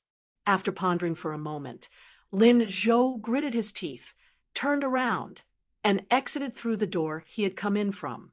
Yan Zhaoge raised his head to look into the distant horizon, the purplish-green light of thunder indistinctly visible within his right eye. Ahu snorted and said, "It's not a great grandmaster, but a grandmaster martial arts practitioner. He's using some special treasure to spy on us." Yan Zhaoge said, "It doesn't seem like he was intentionally spying on us. Instead, he was also investigating the situation within this foreign dimension. His gaze fell on us just now." Ahu said, "Young master, indeed, there are others who have entered. Their cultivation bases aren't high, but we also don't know how many of them there are, and whether there are any other experts. Yes, this matter cannot be delayed. Let's hurry on, lest a long night brings many dreams." Yan Zhaoge strode forward first, Ahu following closely behind. Following the spiritual chi vein here, Yan Zhaoge very quickly exited the primordial forest. The scene before them suddenly cleared up. A small thatched hut appeared before them, looking rather simple. However, looking carefully, Yan Zhaoge could clearly see a silhouette hovering above that thatched hut. It resembled an immortal crane spreading its wings. At first glance, that immortal crane's silhouette seemed only the size of a bird, small and exquisite. However, looking more carefully, as it spread its long feathers, it seemed to envelop the entire foreign dimension. After observing for a while, Yan Zhaoge slowly nodded. Loose practitioner, he used his fist intent to form a restriction. It has remained here till this day. Looking at the thatched hut beneath the immortal crane silhouette, Yan Zhaoge snapped his fingers. If we want to enter, it looks like we have to first break this restriction. Yan Zhaoge surveyed his surroundings, then walked towards the thatched hut as he said to Ahu, help me stand guard, paying attention to the surroundings. Ahu acknowledged, standing solemnly by the side as he raised his spiritual sense to the maximum, concentrating on observing his surroundings. Time passed unceasingly. There was no sun rising or setting in this foreign dimension, but Ahu unceasingly calculated the time, paying attention to Yan Zhaoge's progress in breaking the restrictions here. This world was not large. With Yan Zhaoge and Ahu's cultivation bases, walking would not take them too long. The reason why they were worried about not having enough time and the space collapsing was actually to prevent the current situation of the original owner of this space blocking their way. Seeing Yan Zhaoge unceasingly approaching the thatched hut, Ahu did not relax, because he could feel that the deterioration of the spiritual chi of this space was getting faster and faster, also getting more and more obvious. The abundant spiritual chi that he had been able to feel when he had first entered this foreign dimension had already completely vanished at this moment. Ahu's gaze suddenly hardened, resembling a sleeping tiger opening its eyes, wanting to devour someone. He stood silently where he was, not moving. After a moment, his figure suddenly leapt up. In the blink of an eye, Ahu's figure appeared at the edge of the other end of the forest, the strong winds that he kicked up directly toppling numerous great trees that towered to the heavens. The rather dazed figures of two martial scholars were revealed, only regaining their wits when Ahu arrived in front of them. However, not waiting for them to react, they had already been sent flying like they were riding the clouds, not having any room to resist at all as they were thrown out by Ahu. Ahu's figure flashed, appearing at the other side in the blink of an eye. There, yet another martial scholar appeared. The other party had originally wanted to hide by the side, quietly waiting for an opportunity, but who knew that Ahu would suddenly make a move. He knew that things were not good, but before he could do anything, the Ahu who had thrown out the other two had already instantly arrived before him. This Xiantian martial scholar wanted to resist, but how could he be Ahu's match as he too was sent flying by Ahu? From the distant forest, a shocked voice resounded. "Martial Grandmaster!" Those three martial scholars struggled to get to their feet. Hearing this, they couldn't help but glance at Ahu, instantly not daring to make a sound as they scrambled away. Ahu looked coldly in the direction of the voice. A middle-aged man appeared before him, shockingly also a martial grandmaster. Seeing the other party's clothes and feeling his orochi, Ahu's gaze turned even colder. The newcomer was clearly from the Sacred Sun clan. This middle-aged man appraised. "Who, I've heard of you, always following that little thief Yen Zhaoga. Still, it's fine when you were only a martial scholar back then, but now that you're already a martial grandmaster, you're actually still willing to be the retainer of a martial scholar? What a scandal! Don't you know that having established your own clan, you're already able to establish a second-rate power?" Ahu scratched his ear, flicking his finger. "What I want to do is none of your business." This Sacred Sun clan martial grandmaster chuckled coldly. While the Sacred Sun clan has said not to have any conflict with Broad Creed Mountain in the near future, this does not include personal gains. You should have just entered the martial grandmaster realm, right? Today, I will give you a lesson as a form of welcome. To be continued. Chapter 238. Having said that, this martial grandmaster of the Sacred Sun clan did not hesitate as he directly extended his palm. A strong light immediately surged from his palm. The illusory world formed by his stellar energy was compressed into spirit soil, shining brilliantly. The heaven-striking palm was like the arrival of the sun. It instantly illuminated the surroundings and struck down toward Ahu. Ahu smiled ferociously. His entire body surged with stellar energy, and gusts of black wind appeared. He looked like a human-shaped tornado. Wherever the black storm went, it covered the sky and the sun, causing the sunlight to dim. As expected of the direct disciple of the Black Nightmare Mountain, the opponent laughed coldly.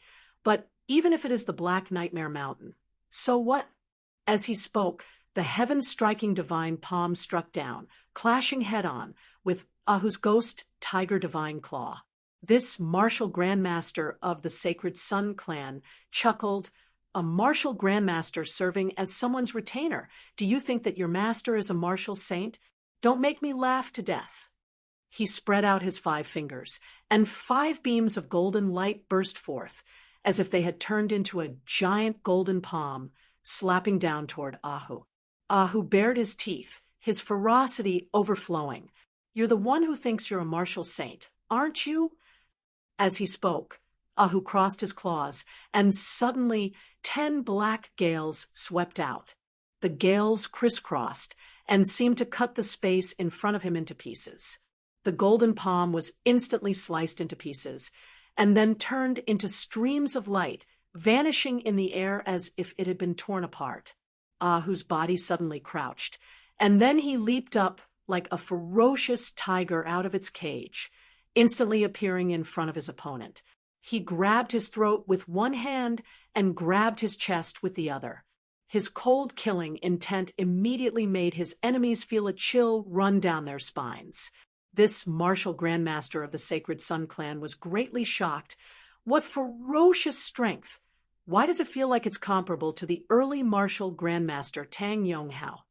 But how was this possible? What kind of person was Tang Yonghao? For a long time in the fire field, in the hearts of most of the Sacred Sun clan's martial practitioners, he was the current #1 figure of the Eight Extremities world's younger generation. Even if he could not compare to Yen Di, who had presided over all heroes in the past, Tang Yonghao was still the most outstanding martial practitioner amongst his generation. In the Heavenly Connection meet, Tang Yonghao had triumphed over the Sacred Sun clan's nemesis, the leading figure of Jade Sea City's younger generation, the Seven Seas young master Song Chao. Afterwards, while he had fought to a draw with Broad Creed Mountain Su Fei, and his brilliance had been overshadowed by Yan Zhaoge's recent rise to prominence, Tang Yonghao was still an indisputable elite of the younger generation, a genius amongst geniuses. Geniuses and ordinary people were differentiated by different standards, and if geniuses and monstrous people were also divided into levels, Tang Yonghao was still someone who looked down on his peers, someone who stood at the very top. This martial grandmaster of the Sacred Sun clan was even somewhat doubting his own judgment at this moment. This big blockhead before him, always following behind Yan Zhaoge like an attendant, actually possessed strength comparable to Tang Yonghao. What a joke! In the War of the Eastern Tang that year, when Ahu had still been a Xiantian martial scholar, he had once clashed with martial practitioners of the Sacred Sun clan. However, in comparison to the situation at that time, this martial grandmaster of the Sacred Sun clan discovered that Ahu's battle prowess at the same cultivation level was clearly stronger than it had been then. "I've seen a ghost." This martial grandmaster clenched his teeth. Executing the leap of the rising sun, he narrowly avoided Ahu's claws. However, Ahu's speed was not any slower than his opponent's, as he immediately sent out another claw, directly clawing towards the crown of his opponent's head. His opponent was also a veteran of 100 battles. Seeing this, he instantly didn't dare to continue clashing head-on. The heaven-striking palm was a martial art that suppressed others in an imposing manner, becoming smoother the more one fought. Going with the wind could unceasingly expand one's advantage, but once the wind was against it, it would instead become more and more difficult for one to fight. This martial grandmaster of the Sacred Sun clan calmed his heart. He immediately switched from the heaven-striking palm to the sunset thousand illusory palms, contending with graceful variations. The glow of the setting sun shone, instantly dyeing the primordial forest in a layer of twilight. However, Ahu did not let his opponent off.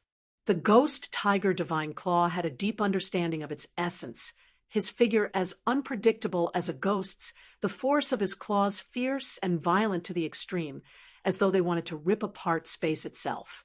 That martial grandmaster of the Sacred Sun clan was beaten into retreat by him, perilous situations appearing all around him. If not for Ahu still splitting some of his attention to be on guard against other possible enemies in the surroundings, the other party would have long since died beneath his claws. The two clashed. They directly flattened the surrounding area, countless ancient trees that towered to the heavens toppling over, either burnt to ashes or sliced into fragments. A light appeared around Yan Zhaoge's body, but he was enveloped by the fist intent restrictions left behind by Lu's practitioner, originally formless restrictions of the fist intent, having been impacted by the aftershocks of the battle between Hu and the other party. Traces appeared on them. Enveloped by Lu's practitioner, he's fist intent restrictions, while blocking Yan Zhaoge's path to the thatched hut. It also prevented him from being affected by the aftershocks of the battle between Hu and the other party, being able to focus on breaking the restrictions. Yen Zhaoge could feel that the restrictions of the fist intent before him were currently loosening, unceasingly, naturally weakening. These restrictions of the fist intent were more or less connected to this foreign dimension. With the spiritual qi of this foreign dimension declining, the entire space moving towards destruction, this had more or less affected the restrictions left behind by loose practitioner. Yen Zhaoge, was now in a race against time, breaking the restrictions and obtaining what he wanted before the foreign dimension began to collapse. As time passed, Yen Zhaoge got closer and closer to the thatched hut. Finally, the silhouetted crane above the thatched hut let out a long cry before gradually dissipating. The area before Yen Zhaoge suddenly relaxed, no longer obstructing him as he could directly rush towards the thatched hut. However, in that instant when the restrictions of the fist intent completely disappeared, a powerful aura suddenly surged in the distance. A figure shot towards the thatched hut as fast as lightning. It was also a martial grandmaster, just waiting for Yen Zhaoge to break the restrictions before making his move. Who had always been on guard against such a situation happening. With a howl that shook the heavens and the earth, his entire person blocked his opponent's path like a fierce wind, stopping his advance with a single punch. That Sacred Sun Clan martial grandmaster wanted to make a move, but Ahu had not forgotten about him. Crossing his palms, wild winds howled as Ahu's fist intent of Orochi expanded completely, transforming into an all-encompassing storm that swept the surrounding area, completely concealing the area around the thatched hut. Fighting 1 against 2, he forcibly withstood the attacks of 2 martial grandmasters, causing them to be unable to approach the thatched hut at all. Entering the thatched hut, the first thing that entered Yen Zhaoge's eyes was a snow-white cloak completely stitched together from the feathers of cranes. The cloak of crane feathers hung within the hut, a few things placed on a low table below. Yen Zhaoge immediately saw the life-illuminating immortal stone amongst them. However, as Yen Zhaoge neared the low table, the cloak of crane feathers suddenly shook and expanded, resembling an immortal crane flashing its wings as numerous strong winds blew over, making it hard for Yen Zhaoge to approach it. Yen Zhaoge frowned slightly, the purplish-green light of thunder flickering within his right eye as he resisted the strong winds, before he reached out and grabbed towards the things on the low table. Now, Ahu's enraged roar resounded from outside. Then, a dim light flickered from the door of the room, noiselessly stabbing towards Yen Zhaoge's back. "You again." Yen Zhaoge raised his brows. The newcomer was none other than that martial grandmaster who had tried to assassinate him in the devilish formation of clear, concealed lake back then. To be continued. Chapter 239. Within Yen Zhaoge's line of sight, a black silhouette flickered, unfamiliar whilst also familiar. The reason he was unfamiliar was because he had only seen him twice before. It was familiar because Yen Zhaoge had once smelled the aura of death beneath his sword. The newcomer wore a pitch-black mask and a hood. He was wrapped in a black cloak from head to toe, like a dark cloud pressing down on a city. The only color on his body was the pair of yellow eyes that shot out bloody light and the faint sword light in his palm. Yet another soundless sword pierced straight towards Yen Zhaoge. Compared to the sneak attack and assassination in the devilish domain beneath clear, concealed lake, the black-clothed man's movements had already been exposed by Ahu. This time around, he was no longer as covert in his actions, but was even more ferocious and swift. The dim sword light resembled a jet-black bolt of lightning as it pierced towards Yen Zhaoge. The eye of the Thunder Emperor within Yen Zhaoge's right eye was currently in a contest of strength with the cloak of crane feathers that hovered in midair. The attack of the black-clothed martial grandmaster had come precisely when Yen Zhaoge was occupied.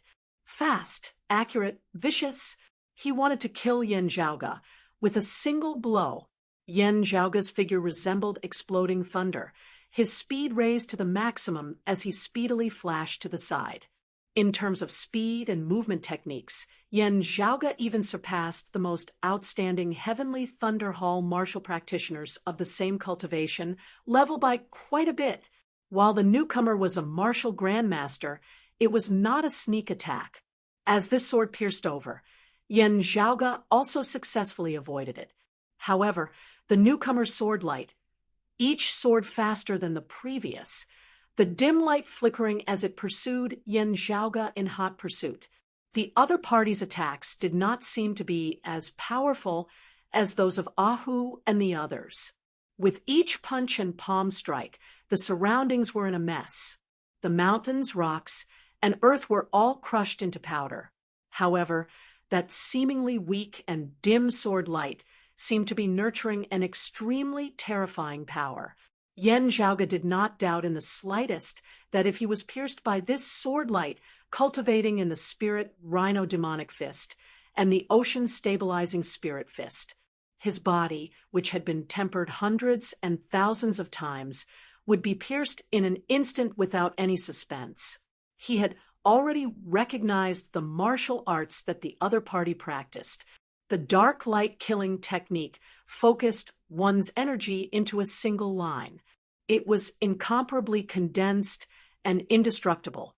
The Gang Chi was condensed to the point where its light and aura were restrained, like a divine object concealing itself. Only when it harvested the life of its opponent would it display its brilliance. What caused Yan Zhaoge to be especially vigilant was that his opponent's current weapon was a low-grade spirit artifact. Yan Zhaoge had a lot of low-grade spirit artifacts, more than any other martial scholar. Most of them were spoils of war he had seized from his enemies. But the problem was that the previous owners of these spoils of war, most of them were martial scholars like Yan Zhaoge. And a martial scholar was actually unable to fully unleash the power of a spirit weapon. Martial grandmasters were different. Although the opponent in front of him was only at the first level of the martial grandmaster, the early stage of the spirit-nurturing realm, with a low-grade spirit weapon in his hands, he was like a tiger that had grown wings. A spirit weapon in the hands of a martial grandmaster and a spirit weapon in the hands of a martial scholar were two completely different concepts. When this black-robed great grandmaster attacked, he did not say a word. However, he displayed his dark light killing technique to the fullest. The might of the spirit artifact, long sword in his hand, was completely unleashed. The sword light was dim, looking weak and dim, but each sword was faster than the previous, stronger than the previous.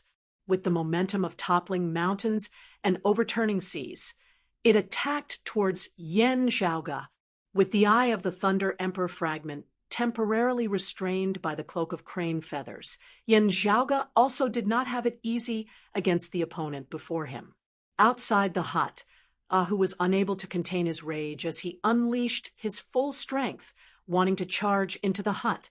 However, his opponents, while they were not on the same side, at this moment they all tacitly joined hands, preferentially attacking Yan Zhaoge and Ahu, who had gained the initiative. Now that Ahu was also a martial grandmaster, the power of the black nightmare armor on his body was completely unleashed, dark light roiling and black wind roaring, causing him to resemble a demonic god. Yan Zhaoge even handed the mid-grade spirit artifact, the hidden clear sunlight saber, to Ahu, while as a spirit-nurturing martial grandmaster, Ahu was unable to fully unleash the power of the mid-grade spirit artifact, the hidden clear sunlight saber. He was already able to wield a portion of its power. Ahu did not cultivate in saber arts, but currently he completely wielded his saber with chi, concealing the hidden clear sunlight saber within the black storm formed of his fist-intent aura chi. The spirit artifact saber mixed together with the piercingly cold wind sabers, causing enemies to be unable to guard against them. However, Ahu's opponents all had spirit artifacts on them as well. Other than the two martial grandmasters at the start, another martial grandmaster very quickly joined the fray. With the three of them surrounding and attacking, Ahu did not fear them in the slightest, even gaining the upper hand as he fought, causing the hearts of his three opponents to tremble with fear. It was just that with his three opponents holding him back, Ahu would not be able to rush into the hut to assist Yen Zhaoge within a short period of time. Ahu was incomparably frustrated. Other than young master's side, there should only have been a single door. There are actually so many enemies of different origins. Right at the start, it might have only been that spying martial grandmaster alone. Realizing that he was not our match, he diverted the trouble, leaking the news, and drawing in so many people from different places. Within the hut, garbed in the lofty mountain armor, Yen Zhaoge faced off against that black-clothed, masked martial grandmaster opponent. Within that pair of yellowed pupils that emitted a blood-red light, Yen Zhaoge could vaguely see that other than coldness, they also contained hatred and resentment. Within the hut, Yen Zhaoge was locked in an intense battle with the masked, decimating abyss martial practitioner, while outside the hut, Ahu and the other three martial grandmasters were engaged in a heaven-shaking, earth-overturning battle. If not for that cloak of crane feathers within the hut, which vaguely possessed the power to protect it, this place would have long since been razed to the ground by Ahu and the others. With so many martial grandmasters present, the martial grandmasters who had entered the foreign dimension all sensibly retreated. Perhaps there were rare and precious treasures here, but with the current situation, there was most likely nothing for them to do. Rashly embroiled in a battle between martial grandmasters, one would sometimes not even know how they died. However, there was one exception. It was precisely the Lin Zhou who had spread the news that Yen Zhaoge and the others were here, as well as that secret treasure. Calmly and carefully, he tried to avoid the battle between Ahu and the other three, approaching the hut. With Yen Zhaoge and Ahu's attention drawn, his chances of obtaining the treasure increased greatly. The immortal crane wings, that cloak of crane feathers which hung within the hut, was Lin Zhou's main target this time. Of course, if there was a chance, he would also make use of it to sweep the other treasures away. If he could bury Yen Zhaoge here for good, that would be even better. Through the open window of the straw hut, Lin Zhou gazed at the immortal crane wings, his eyes blazing. With this treasure, leaving Yen Zhaoge behind would not be impossible. However, not waiting for Lin Zhou to approach any further, he abruptly stared wide-eyed. He saw Yen Zhaoge forcibly withstanding that masked martial grandmaster's sword with the lofty mountain armor, his figure making use of the momentum to fly backwards. The light of thunder flickered within Yen Zhaoge's right eye, the power of the eye of the Thunder Emperor fragment temporarily locking the immortal crane wings in place before Yen Zhaoge's entire body crashed into the immortal crane wings, wanting to wrap this cloak of crane feathers around his body. You won't be able to refine the immortal crane wings in time for your own use. Lin Zhou smiled coldly, instead sending yourself over to the opponent's sword. Indeed, that masked martial grandmaster's sword did not cease in the slightest as it pursued and stabbed towards Yen Zhaoge's body, directly breaking through the defense of the lofty mountain armor. The dim sword-like cut through Yen Zhaoge's clothes, directly arriving at the skin of his chest, causing Yen Zhaoge to feel an icy coldness within his heart. To be continued. Chapter 240. As Yen Zhaoge entered the immortal crane wings, his figure halted momentarily, giving his opponent a chance. The sword broke through the lofty mountain armor, breaking through Yen Zhaoge's clothes, arriving directly at his heart. At this moment, Yen Zhaoge also felt a chill. However, Yen Zhaoge's expression was as per usual as he focused on the opponent before him, not panicking in the slightest. The surface of his skin suddenly flashed with a golden light. As the golden light flickered, Yen Zhaoge's entire body seemed to be plated with a layer of golden radiance, resembling a golden statue. On Yen Zhaoge's chest, a simple yet profound rune appeared, helping Yen Zhaoge to block the enemy's sword. The bloodthirsty light in the yellowing eyes of the masked martial grandmaster was unprecedentedly dazzling. The long sword in his hand continued to exert force, and the dark sword light suddenly exploded at this moment. The endless sharp light filled the entire room, and even the thatched cottage that was under the protection of the immortal crane wings was on the verge of collapse from the impact. Yen Zhaoge opened his mouth, chanting a string of ancient, awkward-sounding incantations. There was no one present who could understand the specifics of what Yen Zhaoge was saying, with only Lin Zhou of the Thunder Domain vaguely feeling that the strange language that Yen Zhaoge was suddenly chanting seemed to be some extremely rare dialect of the northernmost gold region of the Thunder Domain. However, Lin Zhou did not understand the meaning behind it. He was only concerned about one thing at the moment. Accompanied by Yen Zhaoge reciting that ancient incantation, the golden radiance on his body grew more concentrated, the rune on his chest becoming clearer and more profound. Rays of golden light spread out, isolating the enemy's sword light. Lin Zhou frowned. What the hell is this? Within the cloak of crane feathers, Yen Zhaoge temporarily locked it in place with the power of the Eye of the Thunder Emperor fragment. Then he stretched out his hands and wrapped the crane feather cloak around himself. Then he punched. Yen Zhaoge's qi and blood, as well as his martial concept, surged at this moment as he began attempting to communicate with this unique treasure known as the immortal crane wings. Loose practitioner, he had passed away many years ago, and the immortal crane wings had been left in this foreign world. Although it had spirituality, it had gradually turned into an ownerless object. Protecting the thatched cottage was the last wish of the previous owner. It was an almost instinctive reaction, but the immortal crane wings itself, it did not object to another person refining it. Yen Zhaoge put on the immortal crane wings as he practiced his fist, merging his fist intent within the immortal crane wings, the feathers of the immortal crane wings trembling. The silhouette of a white crane gradually took form behind Yen Zhaoge's back. It merged within the illusory heaven and earth formed of Yen Zhaoge's fist intent orochi, becoming a part of it. Yen Zhaoge's gaze was bright as he met the gaze of the masked martial grandmaster before him. If he didn't have enough confidence, how would he dare to take the risk and expose his vital parts to the other party's sword? While the Eye of the Thunder Emperor was restricted, while the lofty mountain armor had been broken through, Yen Zhaoge still had the golden talisman body. During the incident at Clear Concealed Lake, Xie Zi, who had fallen to the dark side, had obtained the golden talisman. Xie Zi, the original owner, had never been able to figure out how to use it.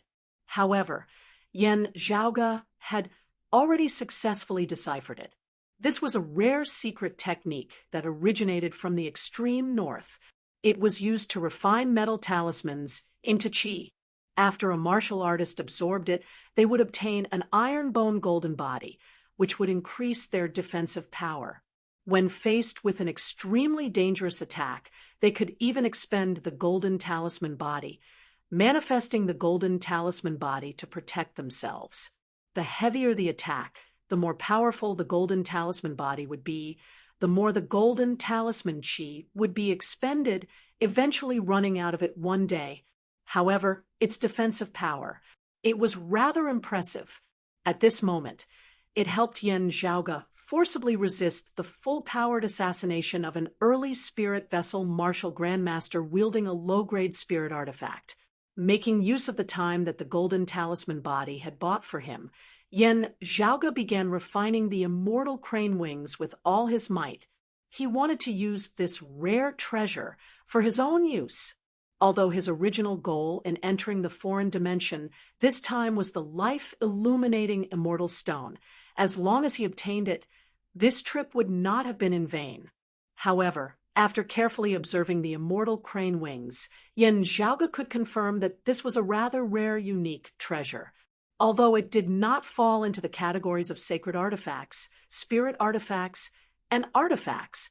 However, it also possessed boundless miraculous uses. Regarding this, Yen Zhaoge naturally accepted it without standing on ceremony, refining it. While analyzing and comprehending the concept and flow of spiritual qi contained within the immortal crane wings, Yen Zhaoge gazed coldly at the masked martial grandmaster before him. The other party was also staring fixedly at Yen Zhaoge, his yellowed eyes filled with a cold intent. That cold intent seemed not to be directed at Yen Zhaoge as a person, instead being directed at all the martial practitioners of Broad Creed Mountain. Yen Zhaoge's gaze was similarly cold as he abruptly let out a long roar, resembling the clear cry of a crane. The next moment, Yen Zhaoge's arms shook, the immortal crane wings on his body suddenly rising, resembling an immortal crane spreading its wings, spreading them wide.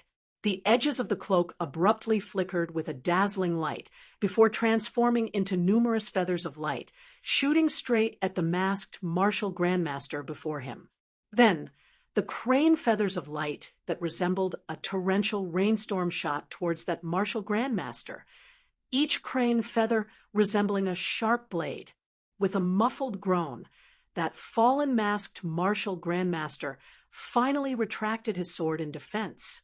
His sword light flashed, transforming into a ball of light, blocking the attacks that resembled a violent storm as he simultaneously flew backwards in retreat. He had to retreat now, accompanied by the gradual refinement of the immortal crane wings by Yen Zhaoge. It also meant that Yen Zhaoge's Eye of the Thunder Emperor fragment would finally be freed up. If he still did not leave, the one remaining here today might very well be him, and not Yen Zhaoge, his opponent wanting to retreat. Yen Zhaoge would not let it go just like that. Flipping his wrist, with a light roar, the jade dragon sword left its scabbard at lightning speed, transforming into a jade light as it chopped straight towards the enemy before him. A low, crisp sound resounded as a streak of blood splattered into midair. The mask worn by that fallen martial grandmaster had been cut in half by Yen Zhaoge, a wound on his face from which fresh blood flowed profusely. Not uttering a sound, this person raised his sleeve to cover his face, not even looking back as he turned and fled. Having still not completely refined the immortal crane wings, Yen Zhaoge remained where he was, unable to move. However, a shocking light shot out from his eyes. While only a small portion of his face was visible, it seemed a little familiar. Frowning, he stood within the thatched hut, swiveling his head to look outside the window. The person he had sensed approaching earlier had already disappeared. Outside the thatched hut, Lin Zhou did not hesitate in the slightest as he sped off into the distance. Seeing Yen Zhaoge's golden talisman body blocking the assassination of that martial grandmaster, and also beginning to refine the immortal crane wings, Lin Zhou completely lost all thoughts of making a move. Of everyone present, other than Yen Zhaoge, who had refined the immortal crane wings, Lin Zhou was the one who understood this treasure the best. Moreover, there was still the Eye of the Thunder Emperor fragment. However, it was also precisely because of this that he could only feel his heart dripping blood at this moment. After the sacred artifact fragment, this was the second time he had watched helplessly as a treasure that he had been determined to obtain finally fell into Yen Zhaoge's hands. For just that one moment, Lin Zhou despondently wanted to smash his head into the towering tree beside him. Seeing Yen Zhaoge utilizing the Eye of the Thunder Emperor fragment to lock the immortal crane wings in place, then seeing Yen Zhaoge refine the immortal crane wings as well before mightily forcing a lofty martial grandmaster expert into retreat. Meanwhile, he could only flee as fast as he could. Lin Zhou felt vexed within his heart, wanting to vomit blood. To be continued. Chapter 241. A martial practitioner of the Heavenly Thunder Hall. Within the thatched hut, thinking back on the breathing method of the enemy, who had been spying on them by the side earlier. The corners of Yen Zhaoga's lips curled up in a smile that was not a smile. It can't be an old acquaintance, right? Shaking his head slightly, retracting his thoughts, Yen Zhaoga focused his mind on refining the immortal crane wings once more. Every feather on the immortal crane wings was vibrating slightly at this moment. Every feather was like a living creature. Accompanied by Yen Zhaoga's refinement, the clear cries of cranes resounded from each and every one of their feathers, their voices growing louder and louder. Finally, the cries of the crane plummeted. Yen Zhaoga's gaze flickered as the immortal crane wings turned completely silent, transforming into a cloak of crane feathers draping over Yen Zhaoga's body. This time, there was no one obstructing Yen Zhaoga. With a sweep of his hand, the few items on the table, the life-illuminating immortal stone included, all fell into Yen Zhaoga's hands. Standing within the thatched hut, Yen Zhaoga bowed towards it. Senior Lu's practitioner, Yen Zhaoga thanks you here. He put on the crane feather cloak and walked out of the thatched hut. He saw that the battlefield outside the thatched hut had been destroyed beyond recognition. As the fallen, masked martial grandmaster fled, Ahu's three opponents all felt a chill in their hearts. That martial grandmaster fleeing meant that he did not have the ability to take down Yen Zhaoga. However, the burly man in front of them was like a real hungry tiger. Even though he was fighting 1 against 3, he still had the upper hand, making it more and more difficult for them to resist. Although he was tempted by the treasures in the thatched cottage, it was clear that there was no hope at all. If they continued to fight, they might even lose their lives here. Ahu's 3 opponents immediately had the intention to retreat, and they each began to look for a way to escape. When there was a common enemy, the 3 of them could cooperate well. They joined hands and attacked the enemy together. But when they thought of retreating and prepared to retreat, their alliance collapsed on its own. Everyone was thinking about how to escape by themselves. They didn't have much of a relationship with each other, so they didn't care about each other's injuries or deaths. If the other party's death could allow them to escape safely, no one would feel any psychological burden. Hence, the 3 great grandmaster martial artists put on a good show together. He didn't need to run faster than Ahu. As long as he ran faster than the other 2 people, it would be enough. That martial grandmaster of the Sacred Sun clan, originally the one with the most robust foundation and the strongest strength, also being proficient in a peak movement martial art like the Great Sun, rising east, traversing heaven art, should have been the one with the greatest hopes of breaking through the encirclement. But he could not stop Ahu from specifically staring at him. He directly dropped the hidden clear sunlight saber and threw it like a flying saber. It directly pierced through his heart. In the end, only one great grandmaster managed to escape, while the other one became a ghost under the claws of the hungry tiger and was killed on the spot by Ahu. Yen Zhaoga came in front of Ahu, smiling. This look of yours can stop children from crying at night. Ahu's body was stained with blood, and his murderous aura soared to the heavens like a god of death. He grinned. It's a pity that I couldn't keep all of them. Hearing his words, Yen Zhaoga muttered to himself, That's right, a pity that I couldn't keep them all. Ahu asked curiously, Young master, what happened? Yen Zhaoga shook his head. Within his mind, that decimating abyss martial practitioner's mask had broken. The scene of a small portion of his face being revealed flashed by once more, although the other party very quickly raised his hand to conceal it. With Yen Zhaoga's current cultivation base and eyesight, he was still able to clearly see that fleeting scene. Although I only saw a small portion of his face, I've definitely seen this person before. Yen Zhaoga stroked his lower chin, regaining his wits as he surveyed their surroundings. The spiritual chi has already deteriorated to its final stage.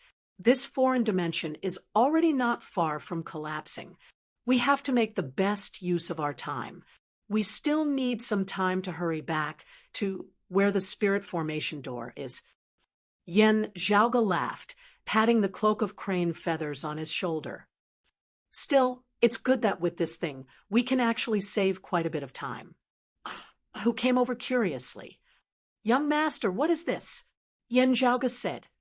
A senior in the past used the feathers of a spirit crane, combining his fist intent to weave such a cloak. Not classified as a sacred artifact, a spirit artifact, or an artifact, it can be considered a unique treasure. It has many miraculous uses, but its weakness is that its spiritual chi and spiritual force will be depleted. After it has been completely depleted, it will require its owner to nourish it for a period of time before it can be used again. However, compared to the many miraculous uses of this treasure, this weakness is virtually negligible most of the time. Yen Zhaoge patted the immortal crane wings, smiling. In coming here this time, as long as we had the life-illuminating immortal stone, it would have already been enough to satisfy us. This thing can be considered an unexpected surprise. Ahu said, That's right. Still, young master, I really didn't think that so many people would have actually entered this time. I feel that it was that bastard who spied on us earlier. Seeing that he wasn't our match, fearing that he wouldn't be able to win against us, he wanted to muddy the waters as much as possible. Thus, he released the news, drawing over so many experts. Yen Zhaoge led, Ahu towards the back of the thatched hut where there was a medicinal field.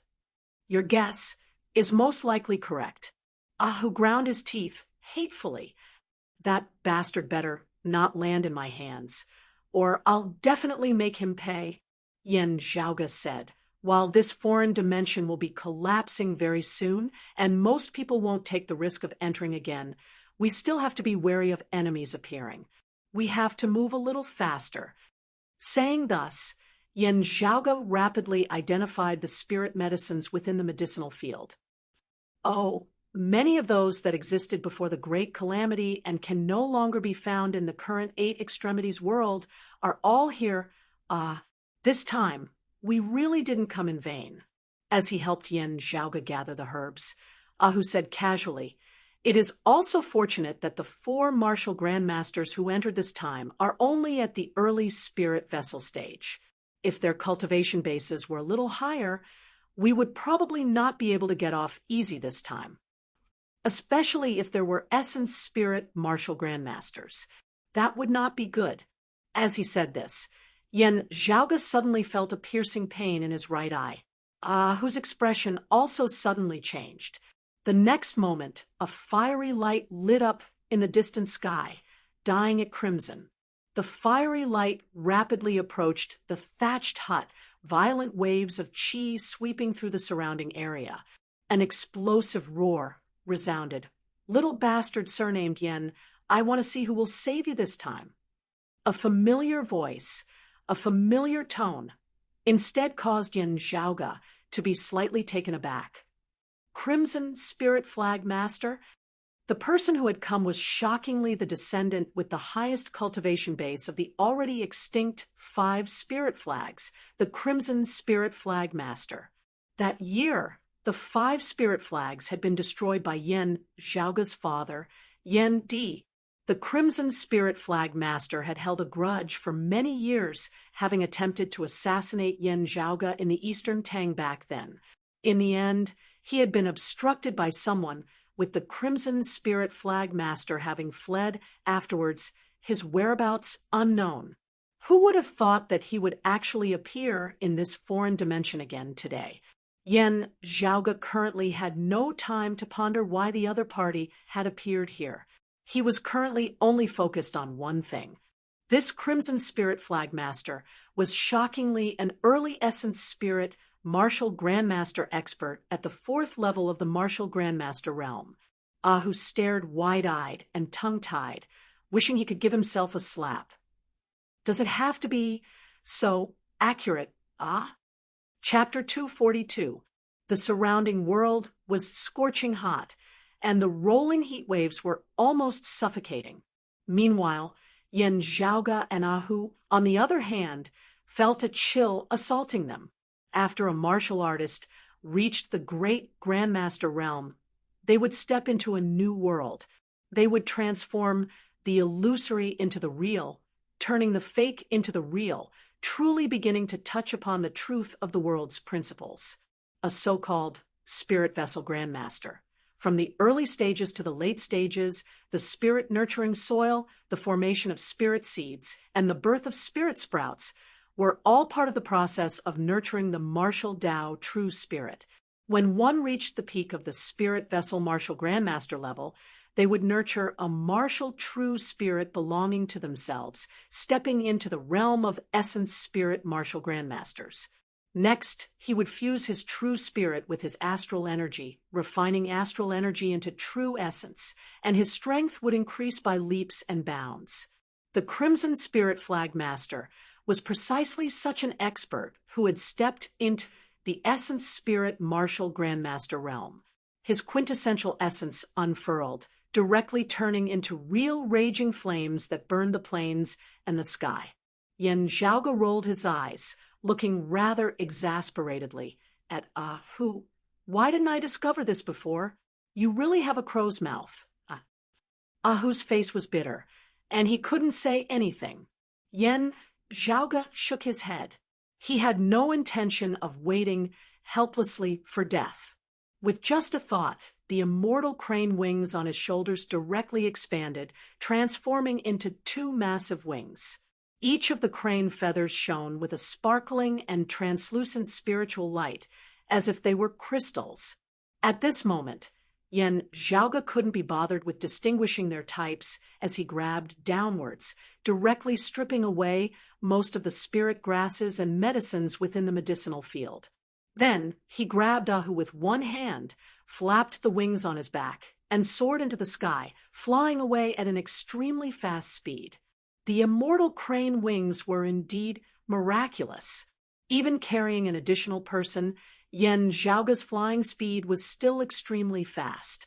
However, the fiery light behind him that resembled the waves of the sea was also not slow as it chased closely behind Yen Zhaoga. The Crimson Spirit Flag Master's scolding voice resounded from within the waves of fire. Little brat surnamed Yen, today you shall pay your father Yen Di's debt. Yen Zhaoga ignored them, just focusing on controlling the immortal crane wings to fly forward unceasingly. Flying high into the air, there were clumps of cloud chi before him that formed a sea of clouds, within which Yen Zhaoga traversed unceasingly. The raging fire behind him was directly engulfed into the sea of clouds. The sea of flames continued to devour the sea of clouds. As Yen Zhaoga was flying at an extremely high speed, a fire dragon suddenly shot out from the waves of fire behind him, striking towards him. Frowning slightly, Yen Zhaoga dodged to the side. Keep away from the fire. The fiery light missed its target and plunged into the vast sea of clouds. It was like a sharp sword that neatly cut through the layers of clouds. Then, it swiftly disappeared into the sea of clouds. The next moment, a massive boom resounded as the vast sea of clouds before Yen Zhaoga was set ablaze, transforming into a new crimson sea of flames within the sky. A great amount of cloud fog was instantly evaporated completely by the flames, while the blazing flames did not dissipate as they blocked Yen Zhaoga's path. The wings behind Yen Zhaoga's back flickered, his figure descending rapidly as he avoided the flames that blocked his path. But as a result, his speed was slightly reduced, and the Crimson Spirit Flag Master behind him immediately closed the distance between them. Brought along by Yen Zhaoga, Ahu turned to look behind him.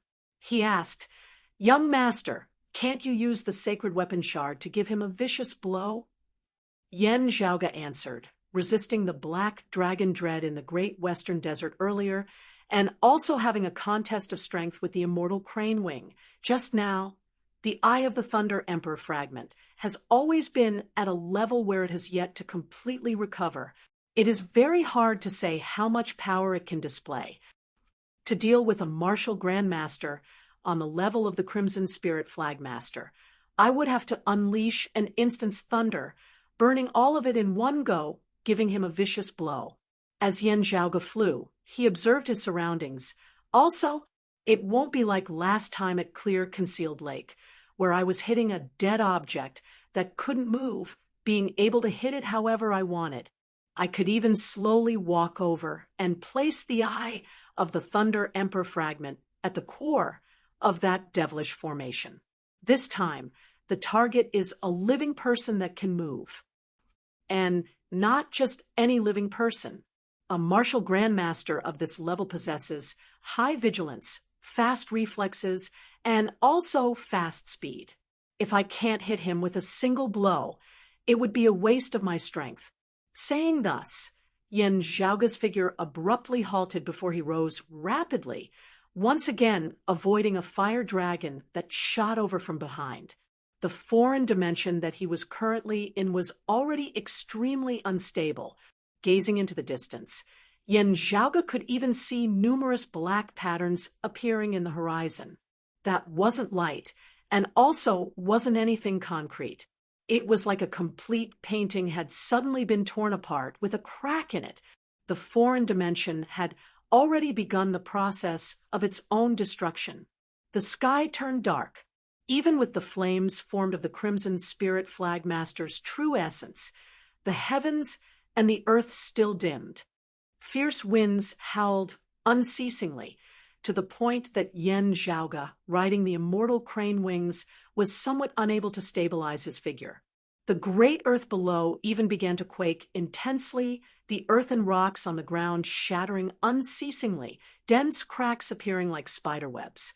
Gazing ahead, Yen Zhaoge saw that the scene before him resembled that of a mirage, many objects actually beginning to distort and change their forms. The Crimson Spirit Flag Master chased closely behind Yen Zhaoge. He could also feel that this foreign dimension was about to be destroyed. After learning that Yen Zhaoge was here, he had rushed over at top speed, already determined to kill Yen Zhaoge here even if he had to take the risk, seeing the calamity between the heavens and the earth grow more and more intense. With scenes of the end of the world appearing, the Crimson Spirit Flag Master couldn't help but hasten his footsteps, his attacks fiercer than the previous as they shot towards Yen Zhaoge. While his temperament was violent, the Crimson Spirit Flag Master's attacks were not blind. The scattered flames between the heavens and the earth unceasingly shrunk Yen Zhaoge's area of activity, gradually transforming into a massive cage of flames, wanting to trap Yen Zhaoge within. The dense, fiery light joined together, the area it encompassed growing larger and larger, obscuring the heavens and covering the earth, adding more violence and despair to the scenes of the end of the world currently in this foreign dimension. Yen Zhaoge's gaze was calm, while his expression appeared a little impatient. Wielding the immortal crane wings to fly, he gradually lost some sense of order, as though he was not choosing his path at all. However, in the distance, in midair, a door that flickered with light had already appeared in his field of vision. It was precisely the great door from which Yen Zhaoge and Ahu had entered this foreign dimension. Stimulated by the spirit formation, it was still standing tall at this moment. However, accompanied by the foreign dimension's destruction, this door of light also seemed a little unstable, resembling a reflection in water as it shook unceasingly. Seeing the door of light, Yen Zhaoge immediately sped towards it. However, the Crimson Spirit Flag Master behind him had already closed in at this moment, punching out blazing flames directly enveloping Yen Zhaoge. A purplish-green light of thunder vaguely flashed within Yen Zhaoge's pupils. Bolstered by the immortal crane wings, Yen Zhaoge's speed instantly rose by a notch as he rapidly changed directions, narrowly avoiding the attack. However, the Crimson Spirit Flag Master made use of this chance to pass Yen Zhaoge, roiling waves of fire surrounding that door of light. Having first secured his path of retreat, he also blocked Yen Zhaoga's path. The immortal crane wings on Yen Zhaoga's shoulders shook, numerous saber-like feathers shooting towards the sea of flames like a torrential rain. The Crimson Spirit Flag Master's cold laughter resounded from within the sea of flames, the blazing flames swallowing the saber-like feather, emitting the piercing sound of metal clashing. The figure of a crimson-haired old man appeared from within the flames, resembling a devil god that controlled the blazing flames. Yen Zhaoga saw that old man glare over as he laughed savagely. "Little bug, let's see where you can still fly to this time." Chapter 243. This old man was the Crimson Spirit Flag Master. Staring at Yen Zhaoga like a tiger watching its prey, the corners of his mouth revealed a savage smile. The Crimson Spirit Flag Master stepped within the air, just standing before the door, blocking Yen Zhaoga, and Ahu's path back to the Eight Extremities world. At this moment, the space in the foreign dimension was shaking without end, and the boundaries of the heavens and the earth even started to warp and deform. It was a scene of the end of the world collapsing and the world splitting apart. The sky collapsed, revealing black cracks in the void. The earth was also in a similar state, fragmented and shattered. Yen Zhaoga rose into the air, avoiding a streak of fiery light that swept towards him as he arrived above the spatial door. Looking down, the void door was surrounded by a sea of flames. The Crimson Spirit Flag Master laughed coldly as he raised his head to look at Yen Zhaoga. Although Yen Zhaoga was looking down from above, the gaze with which the Crimson Spirit Flag Master currently looked at Yen Zhaoga was filled with the feeling of looking down on him. He wasn't in a hurry to make a move. He just wanted to firmly occupy the position of the void door. Because of Lin Zhou, there was more than one entrance to this foreign dimension. The Scarlet Spirit Flag Master had entered through the entrance that Lin Zhou had opened. However, now that the foreign dimension was on the verge of collapse, there was no longer enough time at all for Yen Zhaoga to change his mind, turning back and traversing through space once more, going to another door to leave the foreign dimension. The same principle also applied to the Scarlet Spirit Flag Master. For both sides, they could either leave through the door before them or be buried along with this foreign dimension and be destroyed in the void along with it. The Crimson Spirit Flag Master smiled coldly as he looked at Yen Zhaoga.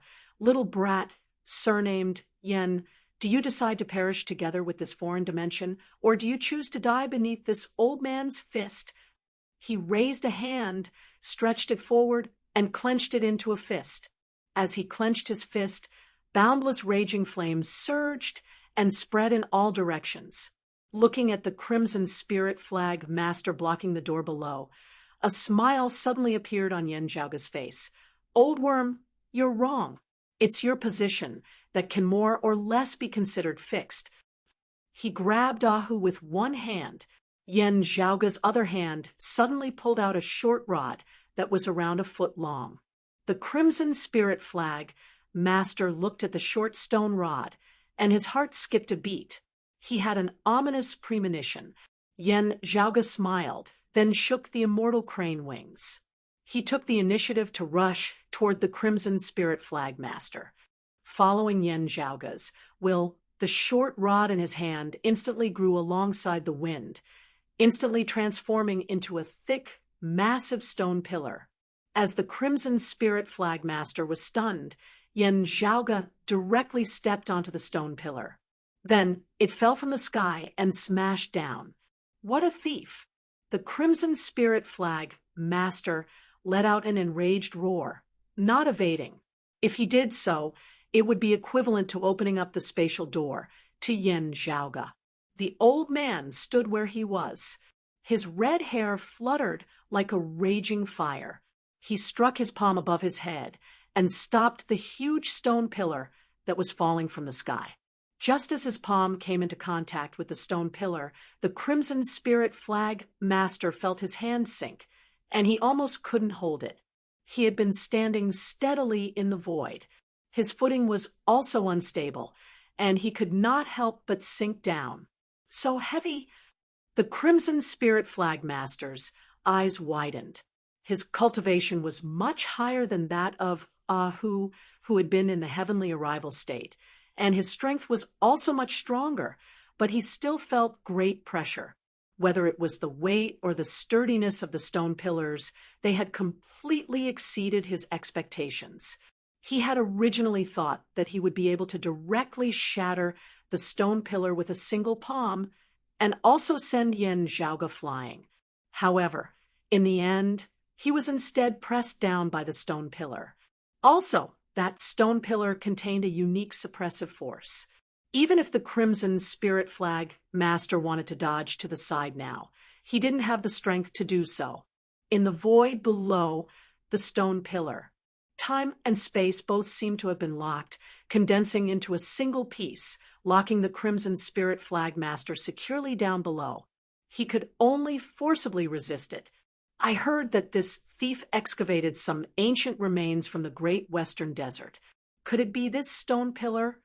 The Crimson Spirit Flag Master suddenly thought of some of the rumors he had heard before, and couldn't help but feel even more hatred in his heart. Crafty little bastard! He roared loudly, activating his entire body's true essence, a powerful force erupting outwards.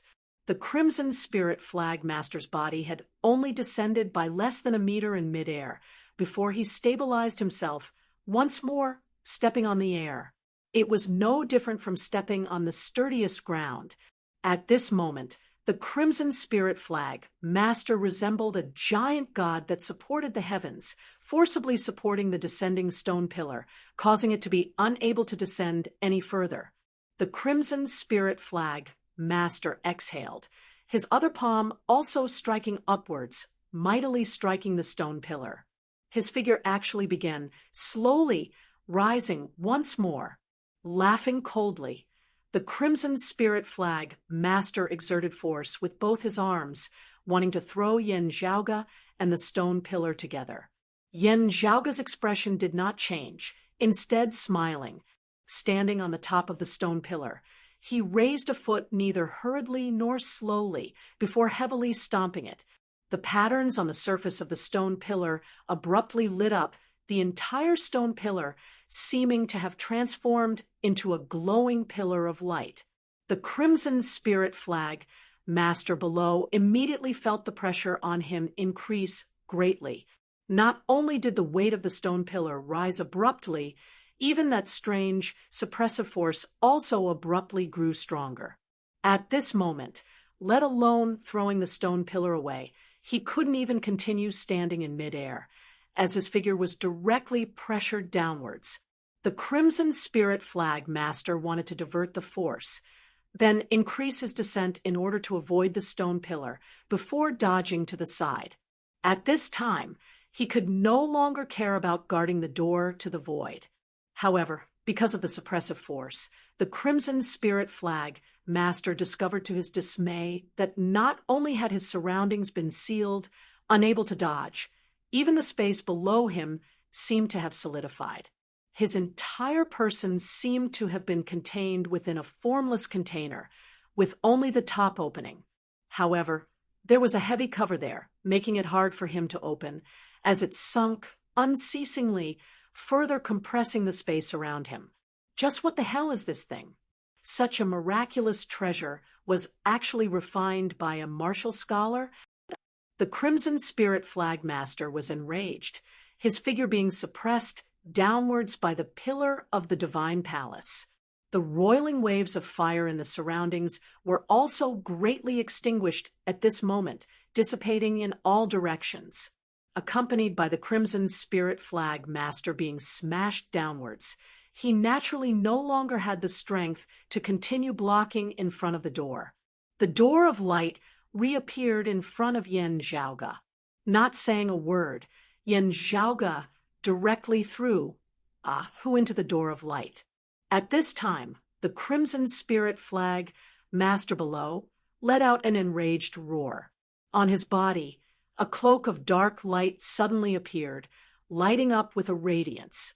It was a low-grade spirit artifact, The Crimson Spirit Flag Master's own spirit artifact had long since been destroyed during his years of fleeing. His current low-grade spirit artifact was something that he had snatched from the hands of others. It wasn't easy to use, but it was still better than nothing. Bolstered by the power of the spirit artifact, the Crimson Spirit Flag Master stopped his body's descent once more, the two sides falling into a stalemate for a time. The Crimson Spirit Flag Master could vaguely feel that the suppressive force of the stone pillar was weakening. Wielding the pillar of the divine palace, Yen Zhaoge was also not without exhaustion. Suppressing the enemy with the pillar of the divine palace, there was a limit to how long it could last. Grasping this chance, the Crimson Spirit Flag Master's face abruptly turned red as he stimulated his body with a forbidden technique, his strength rising yet again as he actually lifted the stone pillar up. However, the calamity of this foreign dimension was already at its final juncture. The crevices between the heavens and the earth were ripped apart unceasingly, a great amount of the existences within space being devoured by the darkness of space. Soundlessly, the sky suddenly broke apart completely, space collapsing into two halves. The Crimson Spirit Flag Master panicked. At this moment, the collapse of the foreign dimension was already right before his eyes. If he didn't leave, he would be buried along with this place.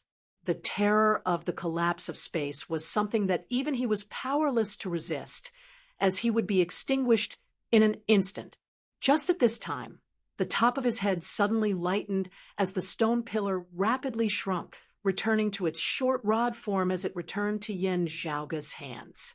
Raising his head, the Crimson Spirit Flag Master saw Yen Zhaoge standing at the edge of the door of light, raising his hand and making a strange gesture towards him.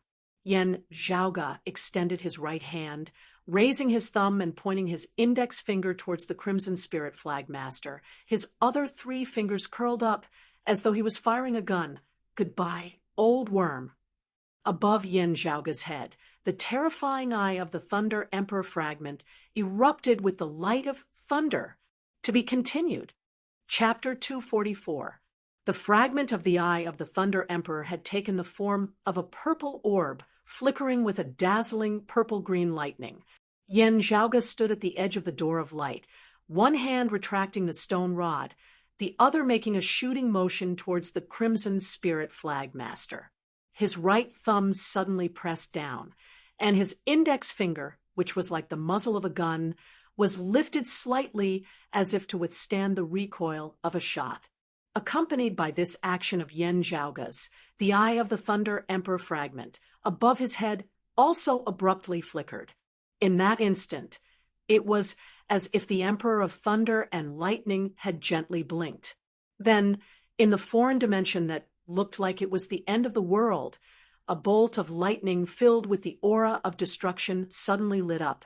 The perfectly straight bolt of lightning pierced through the void and instantly arrived in front of the Scarlet Spirit Flag Master. The foreign space was about to collapse. The Crimson Spirit Flag Master didn't care about anything else at this moment. He was wholeheartedly rushing towards the Gate of Light. He temporarily couldn't be bothered with Yen Zhaoge, as he only hoped to first leave this foreign dimension through the spatial door before slowly taking care of Yen Zhaoge. Even if it didn't work this time, there would always be a next time. He was an Essence Spirit Martial Grandmaster. If he wanted to kill a Grandmaster martial artist, he would always be able to find a chance.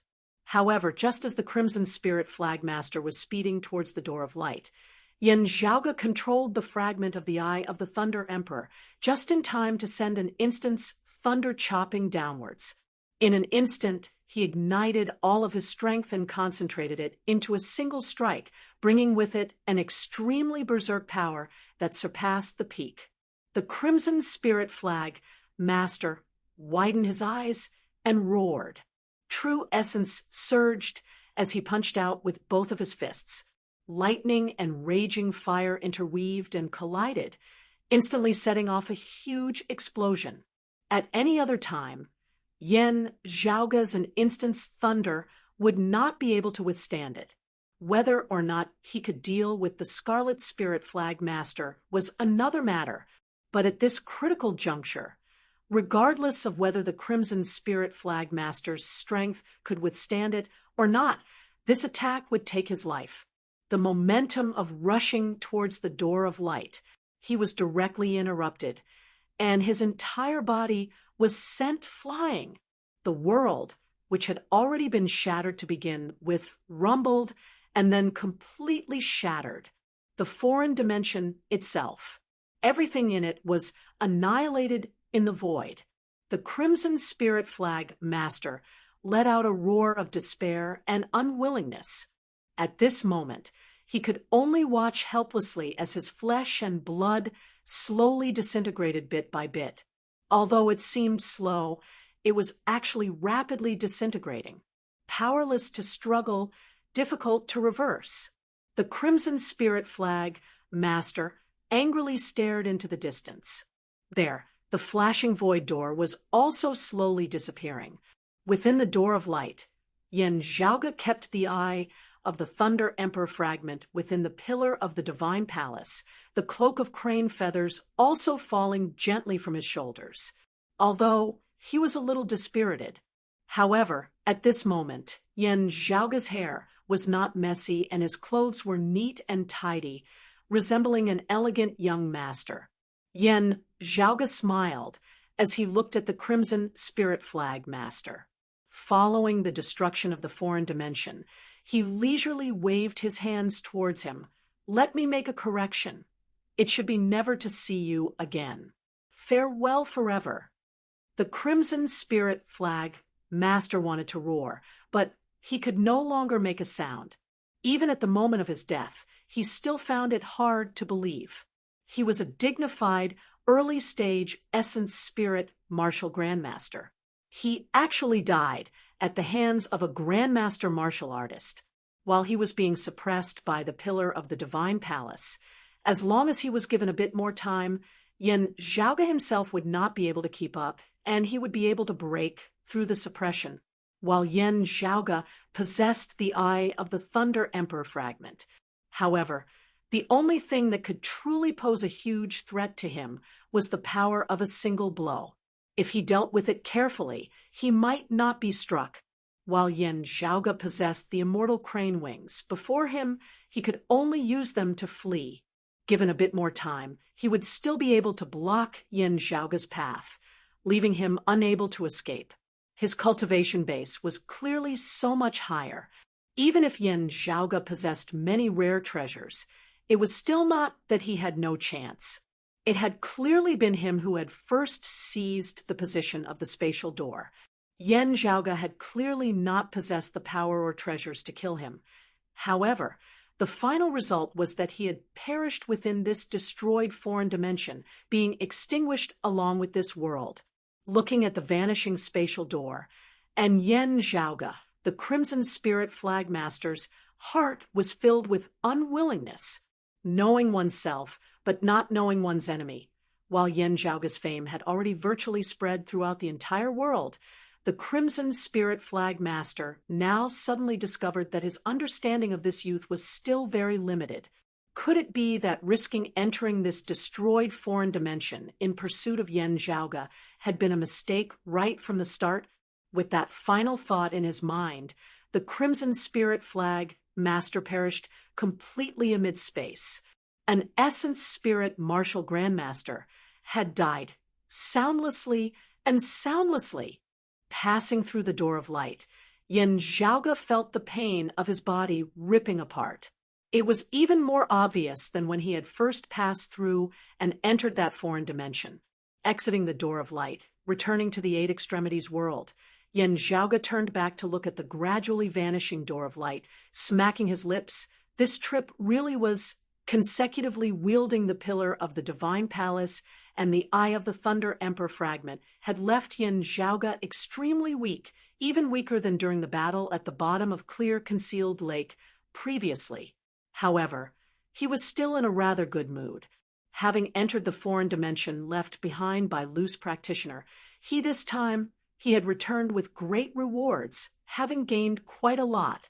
As Yen Zhaoge landed, he saw that jade coin which had activated the spirit formation completely shatter, directly turning into powder.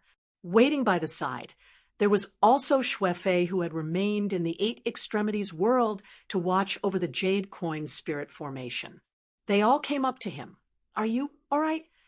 Yen Zhaoge snapped his fingers, smiling. "From today onwards, we probably won't be able to see someone like the Crimson Spirit Flag Master again."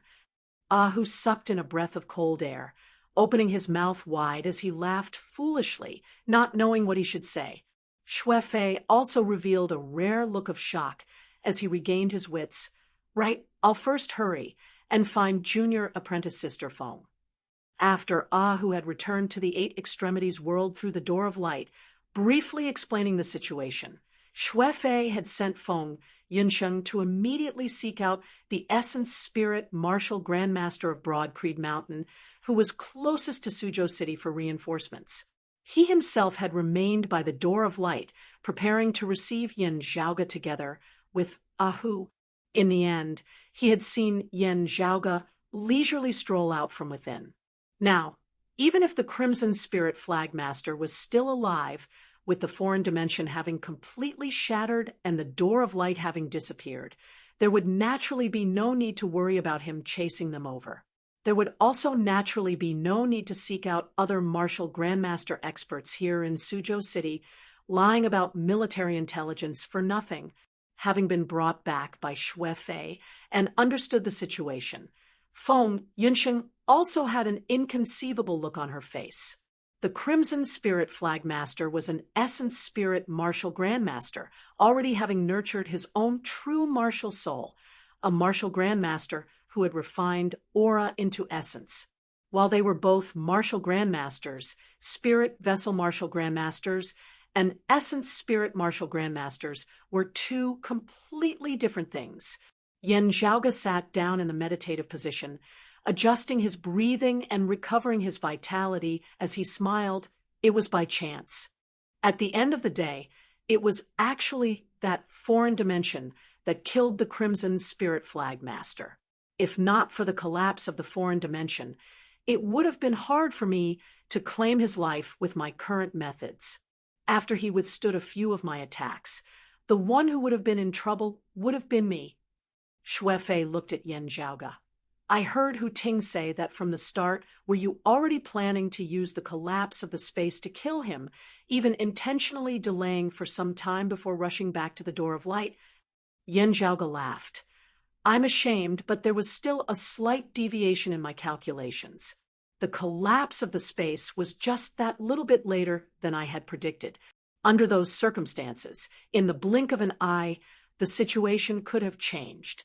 Therefore, I almost messed things up. Luckily, I still succeeded in the end." Feng, Yinsheng, Ahu, and Xuefei held their foreheads in unison. "You really did calculate it. Can that kind of thing be calculated so accurately?" Chapter 245.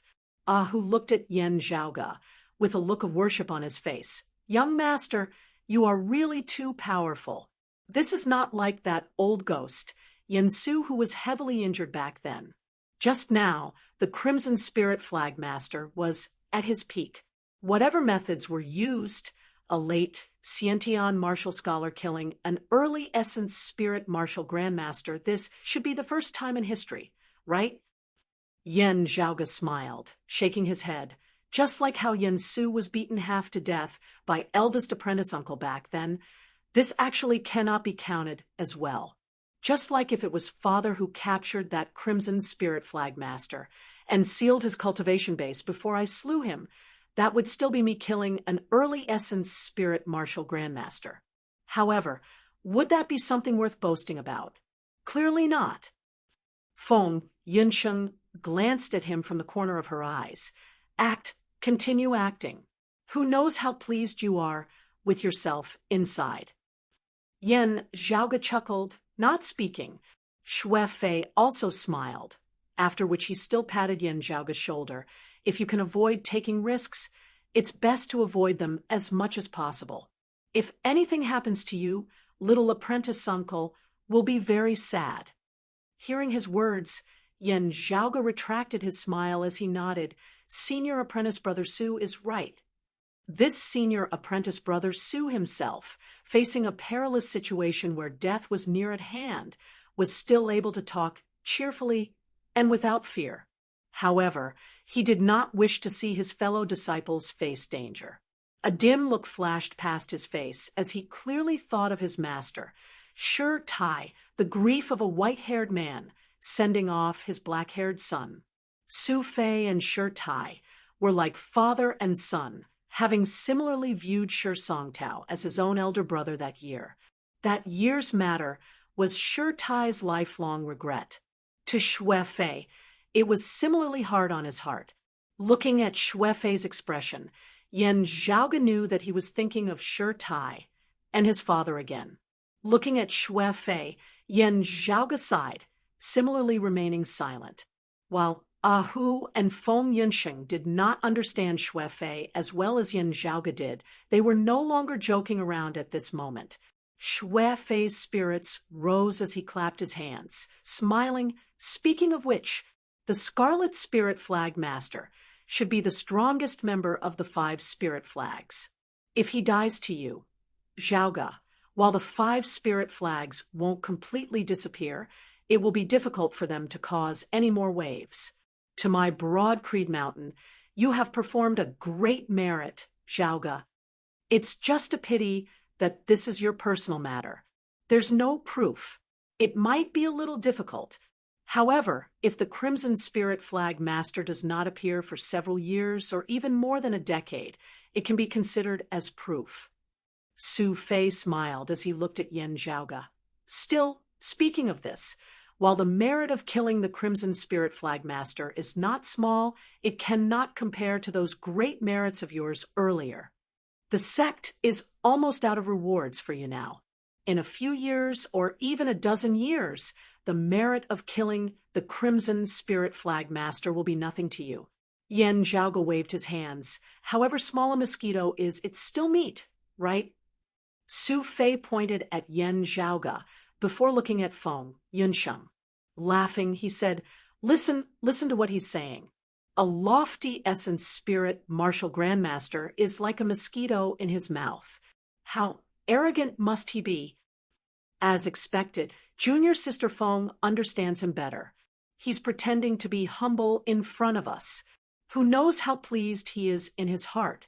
Feng Yunsheng and Hu both laughed uproariously. Yen Zhaoge shrugged, smiling but not speaking. Killing the Crimson Spirit Flag Master, whether the clan would reward him or not. Actually, it wasn't much, but it was still a comfortable thing at the end of the day. With Yen Zhaoge's current rate of improvement, there would definitely be a day when the Crimson Spirit Flag Master would no longer be a threat. But before that, having an Essence Spirit Martial Grandmaster constantly thinking about seeking vengeance was not a happy thing. Moreover, this Essence Spirit Martial Grandmaster was rather pragmatic. The person he hated the most was Yen Zhaoge's father, Yen Di. However, the Crimson Spirit Flag Master would definitely not be able to beat Yen Di. If he dared to appear before Yen Di, he would directly be slapped to death by Yen Di with a single palm. Unable to beat the old, the Crimson Spirit Flag Master had set his sights on the young, on Yen Zhaoge, when Yen Zhaoge's cultivation base rose unceasingly, to the point where the Crimson Spirit Flag Master was unable to beat even Yen Zhaoge. He would naturally not come looking for Yen Zhaoge. Instead, he would most likely cast his gaze downwards, aiming at the younger, weaker disciples of Broad Creed Mountain. At that time, Yen Zhaoge would naturally not have to worry. However, there would eventually be others who would face the threat of the Crimson Spirit Flag Master. One could only be a thief for 1,000 days. How could one guard against a thief for 1,000 days? Being able to cleanly deal with the Crimson Spirit Flag Master, eliminating any future problems, Yen Zhaoge was extremely satisfied. It could be said to be an unexpected gain. Also, while he had been somewhat lucky, having entered the foreign dimension left behind by Lu's practitioner, he this time, Yen Zhaoge, had also gained quite a lot. After taking his leave, Yen Zhaoge returned to his lodgings, beginning to inspect the many treasures he had obtained this time. The first to bear the brunt was naturally Yen Zhaoge's original target this time, the life-illuminating immortal stone. Yen Zhaoge had only known that Lu's practitioner, he possessed this thing. However, whether or not it had been stored within that foreign dimension was something that could not be confirmed beforehand. Looks like my luck is still not too bad. Fiddling with the life-illuminating immortal stone, the corners of Yen Zhaoge's mouth revealed a hint of a smile. With the life-illuminating immortal stone, there was no longer a need for him to think of a substitute. After stepping into the heavenly connection stage, with just a bit of accumulation, he would be able to begin attempting to break through into the martial grandmaster realm. Of course, with his lofty ambitions and his feet on the ground, he would first seek to break through into the heavenly connection stage. However, with Yen Zhaoge's current accumulation, it was not difficult at all. Besides the immortal illumination stone, there was another pleasant surprise, and it was naturally the extraordinary treasure, the immortal crane wings. After the entanglement with the Crimson Spirit Flag Master, the spiritual chi of the immortal crane wings had been greatly depleted. Like the eye of the Thunder Emperor fragment, it was unable to be used within a short period of time. However, after being nourished by its owner, Yen Zhaoge, when the immortal crane wings regained its vitality, it would be able to display its flair once more. Yen Zhaoge had brought along a few other items that had been placed on the short table along with the life-illuminating immortal stone back then. Amongst them was a medicinal bottle containing the pills that Lu's practitioner he had concocted in the past. However, too much time had passed, from the era before the Great Calamity till now. Some of the pills still had medicinal effects, while others had their spiritual chi gradually dissipating. Yen Zhaoge didn't really care about this. His attention was currently drawn by something else. It was a scroll made from the hide of an unknown beast. As Yen Zhaoge unfurled the scroll, he saw that it was completely empty, with only a squarish diagram at its center. This pattern seemed to be left behind by some kind of seal. Looking carefully, Yen Zhaoge saw that that diagram resembled a sun. The pattern appeared very ancient, but as Yen Zhaoge gazed at it, he felt a piercing pain in his eyes, as though he was gazing at an actual sun. This beast hide scroll was something of Lu's practitioner, he's having been left behind in a foreign dimension. Before Yen Zhaoge and Lin Zhou had entered today, it had always been there. Being an ancient artifact from before the Great Calamity, it naturally wasn't related to the current Sacred Sun clan. However, as Yen Zhaoge knew, the Sacred Sun clan that had similarly unearthed the remnants of the martial civilization of their predecessors after the Great Calamity, combining their own comprehensions to develop, could similarly be traced back to before the Great Calamity. Yen Zhaoge stroked his lower chin. This seal might be related to the legacy of that legendary extreme Yang scripture. I don't know how a copy of it ended up in Lu's practitioner, he's hands. P.S. Thanks to our people who asked Gender Retarded for their 10,000 points reward, and also to everyone else who has rewarded this book, voted for this book, subscribed to this book, and recommended this book. Thank you all. Chapter 246. Yen Zhaoge stroked that beast skin scroll, pondering for a moment before keeping it once more. Then Yen Zhaoge began inspecting those medicinal herbs. These medicinal herbs were planted in the medicinal field behind the thatched cottage in Lu's practitioner, he's foreign space. Nobody had taken care of them for a long time, and some of them had gradually withered. However, to be able to survive until now, these were all precious spirit herbs and medicines with powerful medicinal effects that had been around for a long time. What made Yen Zhaoge especially happy was the fact that many of these medicinal herbs had already gone extinct in the Eight Extremities world following the Great Calamity. Usually, Yen Zhaoge would often lament about how even the cleverest housewife couldn't cook a meal without rice. Now that he had obtained so many precious spirit medicines from loose practitioner, his old residents, he instantly felt like he had much more money on hand. Yen Zhaoge carefully recalled and thought about it. Many ideas that he had previously been unable to achieve now had the possibility of being implemented. This made Yen Zhaoge especially happy. Having sorted out the various spirit grasses and spirit medicines, Yen Zhaoge stretched lazily, his mood joyful. However, very quickly, the smile on Yen Zhaoge's face gradually disappeared as his expression became somewhat startled. Taking out a black metal piece from within his bosom, Yen Zhaoge gazed at it, his gaze gradually turning deep and distant. This piece of metal had a slight curve that seemed to faintly fit the contours of a person's face. It was shockingly the mask fragment of that masked martial grandmaster in that foreign dimension back then. Having his mask sliced off by Yen Zhaoge with a single sword, had fallen to the ground.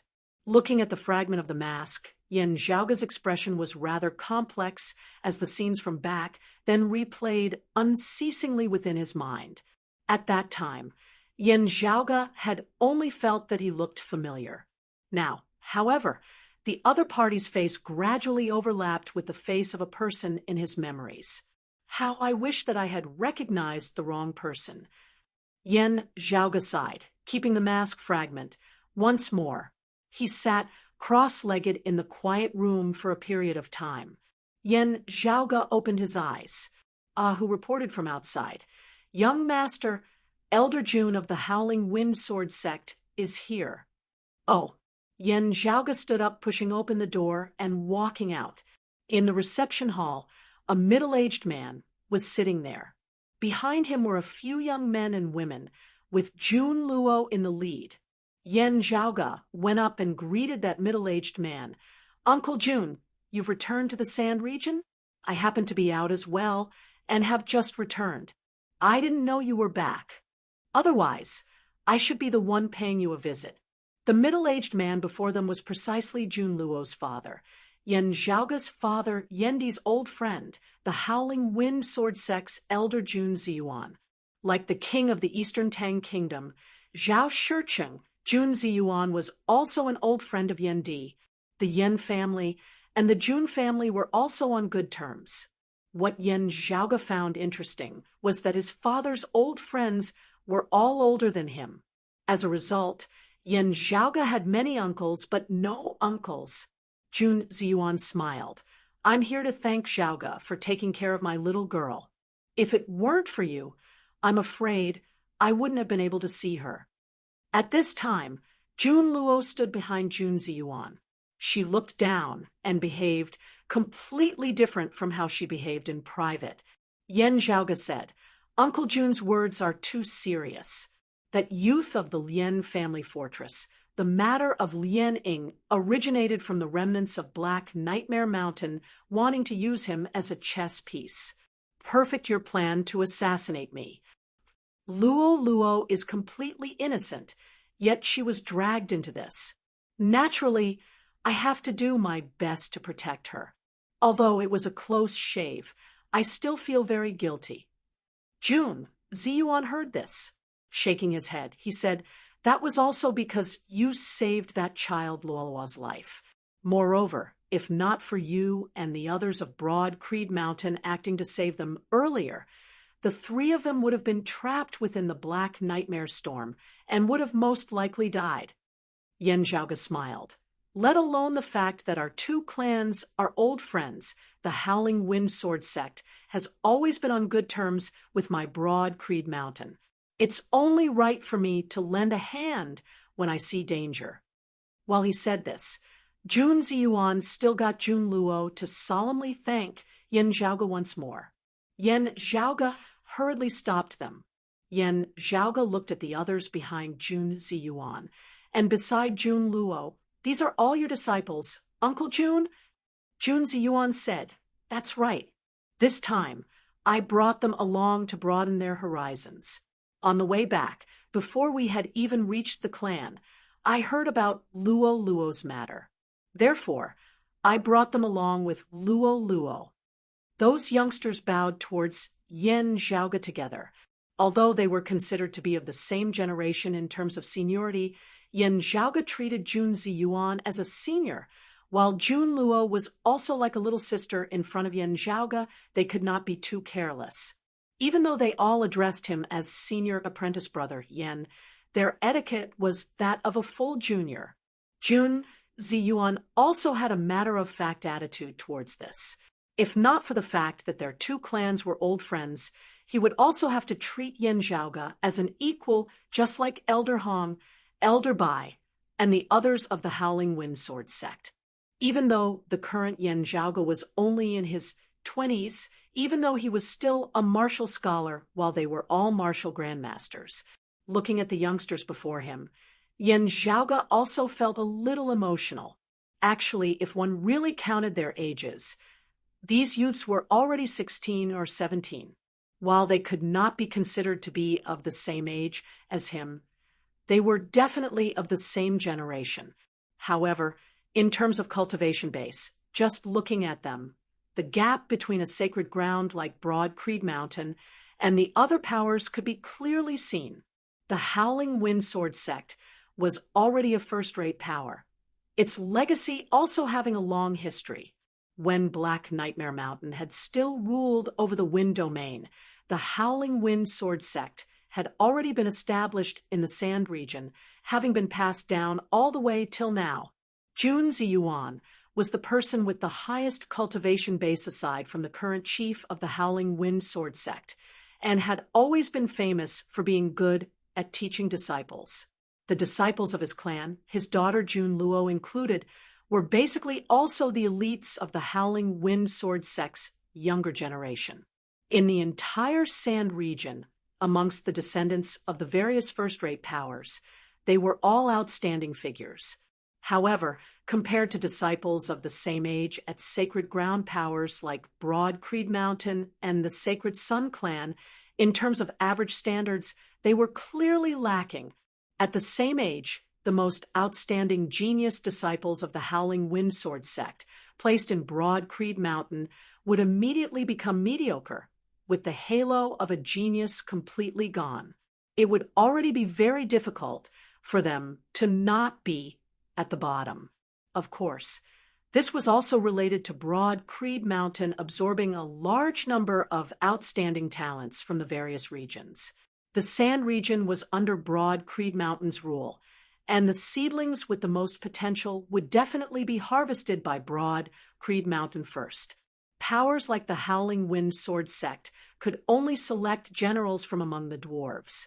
Broad Creed Mountain would not be able to completely capture them all in one fell swoop, but as people walked towards higher places, water flowed towards lower places, and the most outstanding talents would definitely be drawn to Broad Creed Mountain the most.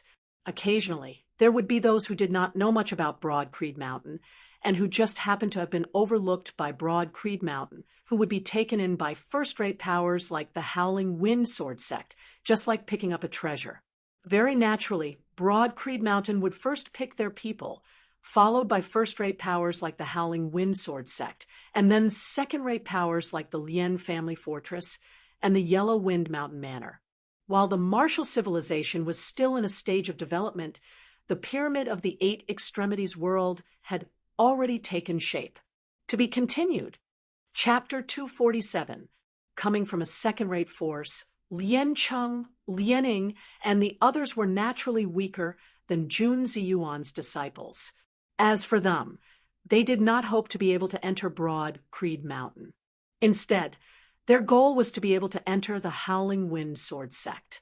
Factions like the Lien Family Fortress, in addition to the direct descendants who inherited the family business, also hoped that more people from their own families or sects could walk out and enter the first-rate factions.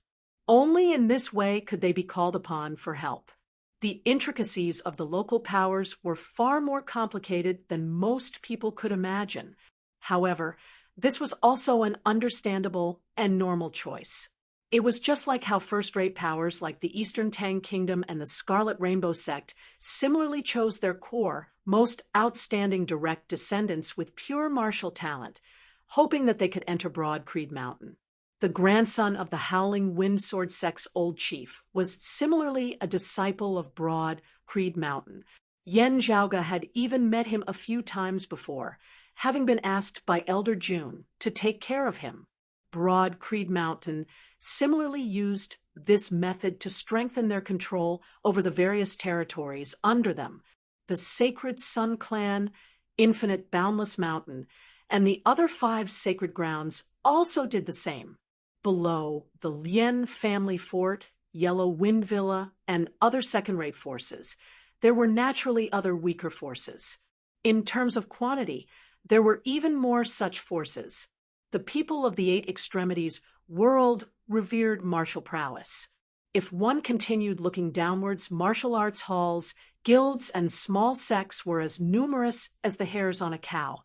Below the second-rate forces, if the cultivators from these forces could not climb higher step by step and enter a wider world, then they could only vanish into the crowd. Practicing martial arts was no longer about practicing martial arts. It was more about protecting oneself and making a living. Uncle, I believe you have also heard of the incident at Clear Concealed Lake. Yen Zhaoga said softly, the 9 underworld's evil devils, like the flame devils of the flame devil world, are the common enemies of our human race. The people of the decimating abyss are deranged, attempting to draw the descent of the 9 underworlds. The entire 8 extremities world has to be on guard against it. Jun Ziyuan nodded. That's only natural.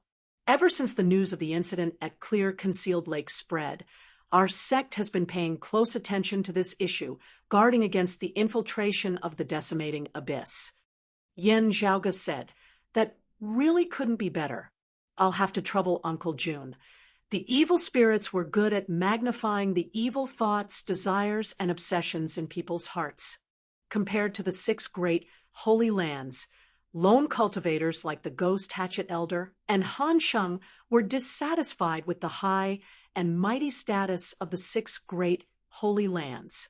It was easier for them to be roped in by the decimating abyss. Heaven and earth changed. In fact, from a certain point of view, the first-rate and second-rate forces under the 6 sacred lands also had the same problem. They wanted to replace the 6 great holy lands, wanted to become the new holy land, wanted to have absolute power and authority, and so on and so forth. Whether it was ambition or stubbornness, there was a possibility that the decimating abyss would take advantage of them. Of course, there were similar thoughts. It didn't mean that the decimating abyss would definitely take advantage of them, and it didn't mean that they would definitely develop demonic thoughts in their hearts. It all depended on a person's willpower, rationality, and willpower. However, the possibility could not be eliminated just because of this. Some pessimists even believed that the first and second-rate forces might instead be the disaster areas of the decimating abyss's corrosion. To Yen Zhaoga, he had actually always felt that it was a very normal thing for those first and second-rate powers to have such thoughts. Martial artists were usually more spirited and arrogant than ordinary people. Weirdos like Lu Shengfeng back then were, after all, extremely rare. Of the martial practitioners who had achieved a certain level of success, how many of them would be willing to be beneath others? When their own strength was insufficient, they would acknowledge reality and submit. This didn't mean that they would be willing to live like this for the rest of their lives. If it was really hard to resist with their own strength, seeking external help was something that could not be faulted. However, what kind of external help they sought was something that needed to be paid attention to. Existences like the 9 underworlds and the flame devils were absolute taboos. Most people, even if they had ambitions, and thoughts of improving themselves. They would also reject existences like the 9 underworlds and the flame devils. After all, eating humans and drinking blood, completely losing their humanity, completely turning their backs on their own race, and also going over to the common enemy of the human race who had an ocean of blood enmity with them. Most people would reject such a thing. However, there would always be a small portion of people who would not be able to resist such temptation. A considerable portion of the Decimating Abyss's members were like this, as compared to the violent, bloodthirsty flame devils who directly ate human flesh. The 9 underworld's evil devils were more deceptive and deceptive, causing people to be unable to guard against them. While Yan Zhaoge and Jun Ziyuan were just chatting idly, they still had to discuss this matter. The remnants of Black Nightmare Mountain, who had joined the Decimating Abyss, had returned to the Wind Domain in large numbers. From the various signs, a storm was brewing here. Uncle Jun still does not intend to take over the position of clan chief. As Jun Ziyuan and his daughter stood up to take their leave, Yan Zhaoge sent a sound transmission to Jun Ziyuan with his aura chi, without batting an eyelid. With the current situation being rather chaotic, a strong leader would be more beneficial to your clan in facing the storm. Hearing his words, Jun Ziyuan knit his brows slightly, falling into deep thought. He had no desire to fight for power, but he was naturally concerned about the Howling Wind Sword sect that he had come from. After sending Jun Ziyuan off, Yan Zhaoge placed his hands behind his back, his gaze distant. Jun Ziyuan fell into hesitation, reconsidering his earlier decision. Yan Zhaoge instead felt reassured. If Jun Ziyuan had still straightforwardly insisted on his original decision, Yan Zhaoge would have been worried. As for Elder Hong and Elder Bai losing their balance due to Jun Ziyuan changing his mind and rejoining the competition for the position of clan chief, Yan Zhaoge actually didn't have to worry much. Other than receiving Jun Ziyuan, Yan Zhaoge didn't see any other guests. Other than Yan Zhaoge's side, the other experts of Broad Creed Mountain, Su Fei included, seemed calm at this moment, but they were actually all paying close attention to the slightest disturbance in the Sand region. After sending Jun Ziyuan's group off, Yan Zhaoge began yet another round of secluded cultivation. His goal this time was to break through from the late Xiantian martial scholar realm to the heavenly connection realm. Refining the body to the point of refinement, martial scholars to the heavens, martial grandmasters to the transcending mortality realm. These 3 realms were respectively the peak of the body refinement realm, the martial scholar realm, and the martial grandmaster realm. It was the peak, as well as the starting point. Stepping into this realm signified that a martial practitioner was beginning to break through to an even higher realm in preparation for crossing that incomparably difficult heavenly chasm. Yan Zhaoge now also wanted to first step onto this first peak before going to view the scenery even higher up. Time flowed like water amidst the clamor of the outside world and the tranquility of the room. One night, Yan Zhaoge was still sitting peacefully as usual, his eyes closed as though he was sleeping. Above his head, an illusory spiritual light rose upwards, and at a certain moment, it suddenly solidified. Yan Zhaoge opened his eyes, and as he did so, the dark, lightless room instantly became bright, as though it was daytime. At this moment, Yan Zhaoge had successfully stepped into the heavenly connection realm. Revealing a slight smile on his face, Yan Zhaoge stood up, pushed open the door, and walked out.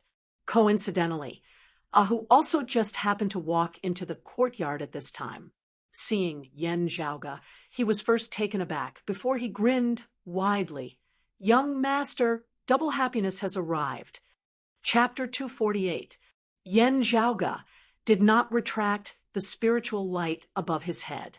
With a single look, Ahu knew that the spiritual light above Yan Zhaoge's head that connected the heavens and the earth had already turned from illusory to real, signifying that Yan Zhaoge had officially stepped into the peak of the 10th level of the martial scholar realm, the the heavenly connection stage. Double happiness. Yen Zhaoge looked at Ahu. One of them was that he had stepped into the heavenly connection stage, but he did not know what the other one was. Ahu was all smiles. Young master, news has come from Broad Creed Mountain that the heaven-returning divine pill you unearthed has been successfully concocted by the family head. Hearing his words, Yen Zhaoge also felt pleasantly surprised. Oh, so fast.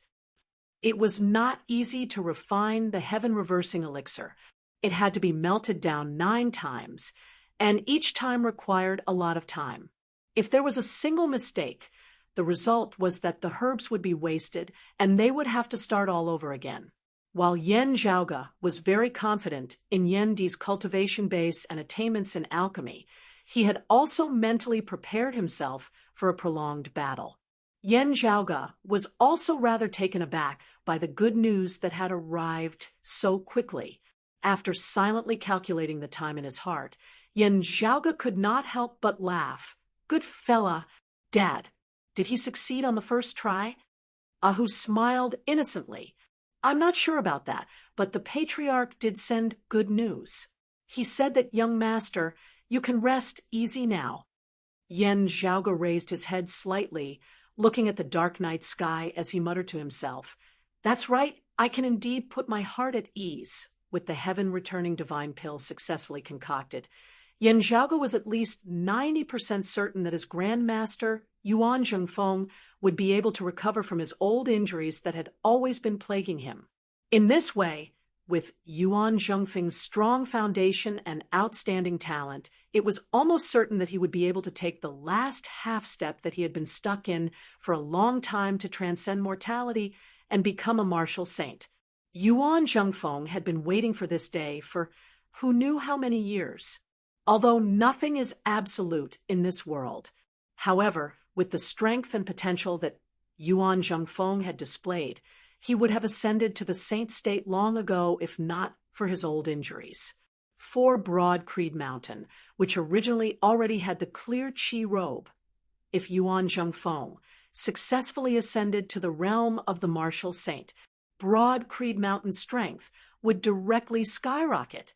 Even if the Sacred Sun Clan's east-coming martial saint Huang Guanglia had successfully advanced a step further, while Broad Creed Mountain would still be under pressure, the situation would at most be the same as before, unable to worsen. Because of Yen Zhaoge, having pulled Infinite Boundless Mountain into their alliance with Jade Sea City, the situation was even better than it had been a few years ago. The reason why he said that he could only relax half of his heart, while the other half was still hanging in suspense, was because there were still some variables. If Yuan Zhengfeng were to recover from his old injuries because of the heaven-returning elixir, he would certainly be able to break through to the martial saint realm. However, he would still need some time before he could truly ascend to the martial saint realm. During this period of time, Yuan Zhengfeng's secluded cultivation was a great test for Broad Creed Mountain. If the current situation remained unchanged, it would be fine. At most, Broad Creed Mountain would just temporarily withdraw their defenses, guarding their headquarters. However, if the Sacred Sun Clan's Huang Guanglia happened to leave seclusion during this period of time, the situation would be disadvantageous to Broad Creed Mountain. Especially if Huang Guanglia emerged from seclusion this time and successfully advanced a step further, the situation for Broad Creed Mountain would not be something that could only be described as disadvantageous. This time, there were still risks and opportunities.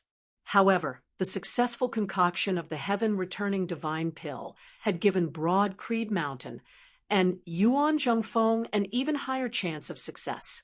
Thinking of this, Yen Zhaoge just wanted to give his father a big thumbs up. The heaven-returning divine pill having been concocted in one go, saving a great deal of time. This time was equivalent to saving Yuan Zhengfeng's breakthrough. Such a saving undoubtedly had strategic significance, not just saving time in the concoction itself. Yen Zhaoge nodded repeatedly, not bad, not bad. It is indeed a double blessing. In comparison, my own happiness doesn't even count for much. Saying thus, Yen Zhaoge swiveled his head to look at who, speaking of which, how is Pan Pan? Who gave a simple and honest laugh. That fellow has been raised by young master to be fat and healthy. Now, he will be advancing once more very soon. If he can successfully balance the power of fire and water, I believe that he will improve greatly. Yen Zhaoge nodded satisfactorily. Keep an eye on him. This fatty is good in everything, just that he has two problems. Other than gluttony, he's lazy. If we don't urge him, he'll definitely slack off.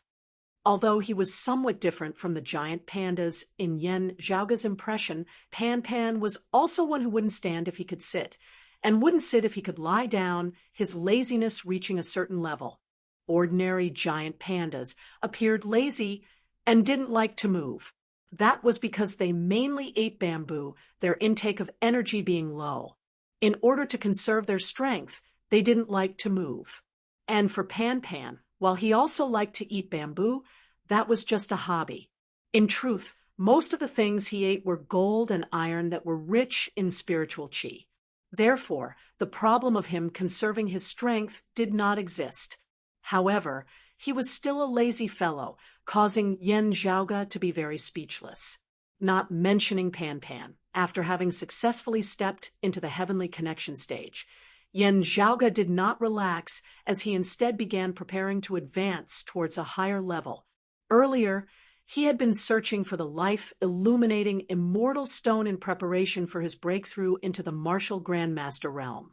However, before truly taking that final step, Yen Zhaoge still had to do some more accumulation, solidifying his foundation.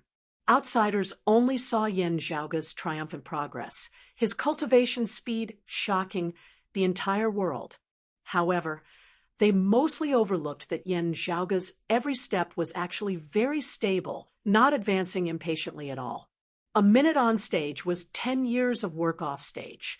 Behind the countless moments of glory and the show of divinity, Yen Zhaoge's diligence in his cultivation surpassed that of most people, of those whom Yen Zhaoge currently came into contact with. Even cultivation maniacs like Shi Tai and Feng Yunsheng might not be more hard-working than him. Amidst Yen Zhaoge's cultivation, time passed day by day. One day, Shui Fei suddenly appeared at Yen Zhaoge's lodgings.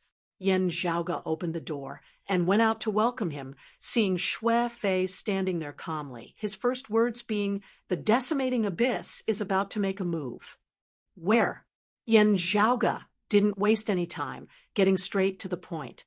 The two didn't waste any time as they walked out side by side, Shui Fei saying as they walked, "Yunwu Wang family." Yen Zhaoge nodded, sighing. His worries back then had not been unfounded. The Yunwu Wang family of the Sand region was a long-established family of the Wind domain, their history even longer than that of the Howling Wind Sword sect. Like the Howling Wind Sword sect, the Yunwu Wang family was a first-rate power of the Wind domain's Sand region, controlling a large amount of territory. Beneath them, there were also quite a few second-rate powers, as well as smaller families and sections. While the Wang family was also a vassal of Broad Creed Mountain, from the looks of it now, a considerable number of Wang family disciples were dissatisfied with the current situation. With the 6 great sacred grounds at the top, the space and opportunities for a first-rate power like the Wang family to continue advancing became limited. This actually couldn't be said about who was right or wrong. Everyone wanted to climb high and see far, but there was only so much space at the peak. Those below wanted to go up, while those above wanted to go even higher. Their foundation was to not be pushed down by others.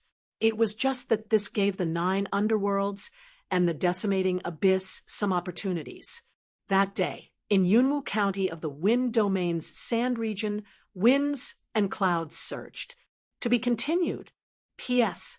Thanks to book friend Ran Dreamy Night Words for your 10,000 points reward, and also to everyone else who has rewarded this book, voted for this book, subscribed to this book, and recommended this book. Thank you all. Chapter 249. Yunwu County was the Wang clan's ancestral land. Other than Yunwu County, the Wang clan also controlled the surrounding vast territories. The area controlled by the Wang clan and the Howling Wind Sword sect were adjacent to each other. They also shared a border with the Great Western Desert and were relatively close to Suzhou City. Su Fei sent Yan Zhaoge, Feng Yinsheng, and Ahu to the gates of Suzhou City, saying, "I am now an acting elder of Suzhou City and have responsibilities on me. This time, I will not be able to accompany you. Be careful." Yan Zhaoge raised his fist and lightly punched Su Fei's shoulder. "Senior apprentice brother Su can rest easy. We will pay attention to it. You just have to be careful of the other party's diversion." The party left Suzhou City and rushed towards the area controlled by the Wang clan. This time, Feng Yunxing had specially come to sharpen her saber. Sitting on Pan Pan's body, she asked Yan Zhaoge, "If a fallen practitioner appears, there's naturally no need to say anything. But what if it's someone who harbors devilish intent, but has yet to fall to the dark side?" Ahu's gaze also instantly turned towards Yan Zhaoge. Yan Zhaoge's figure jolted slightly along with Pan Pan's rapid strides. He said indifferently, "If the decimating abyss wants to cause trouble, it will most likely be the same as that time at Clear Concealed Lake. Their goal is to construct the devilish domain Grand Formation, guiding the descent of the 9 underworlds. Regardless of whether they have completely fallen to the devil or not, anyone who leads the way for the 9 underworlds can be killed. If the door to the 9 underworlds is opened because of our leniency, the evil devils will definitely not be lenient in killing people." Yan Zhaoge gazed into the distance. The infiltration ability of the 9 underworlds and the decimating abyss to corrode one's heart is too great. If one does not fall to the dark side and is proficient in concealing their emotions and thoughts, it would be very hard for them to be exposed.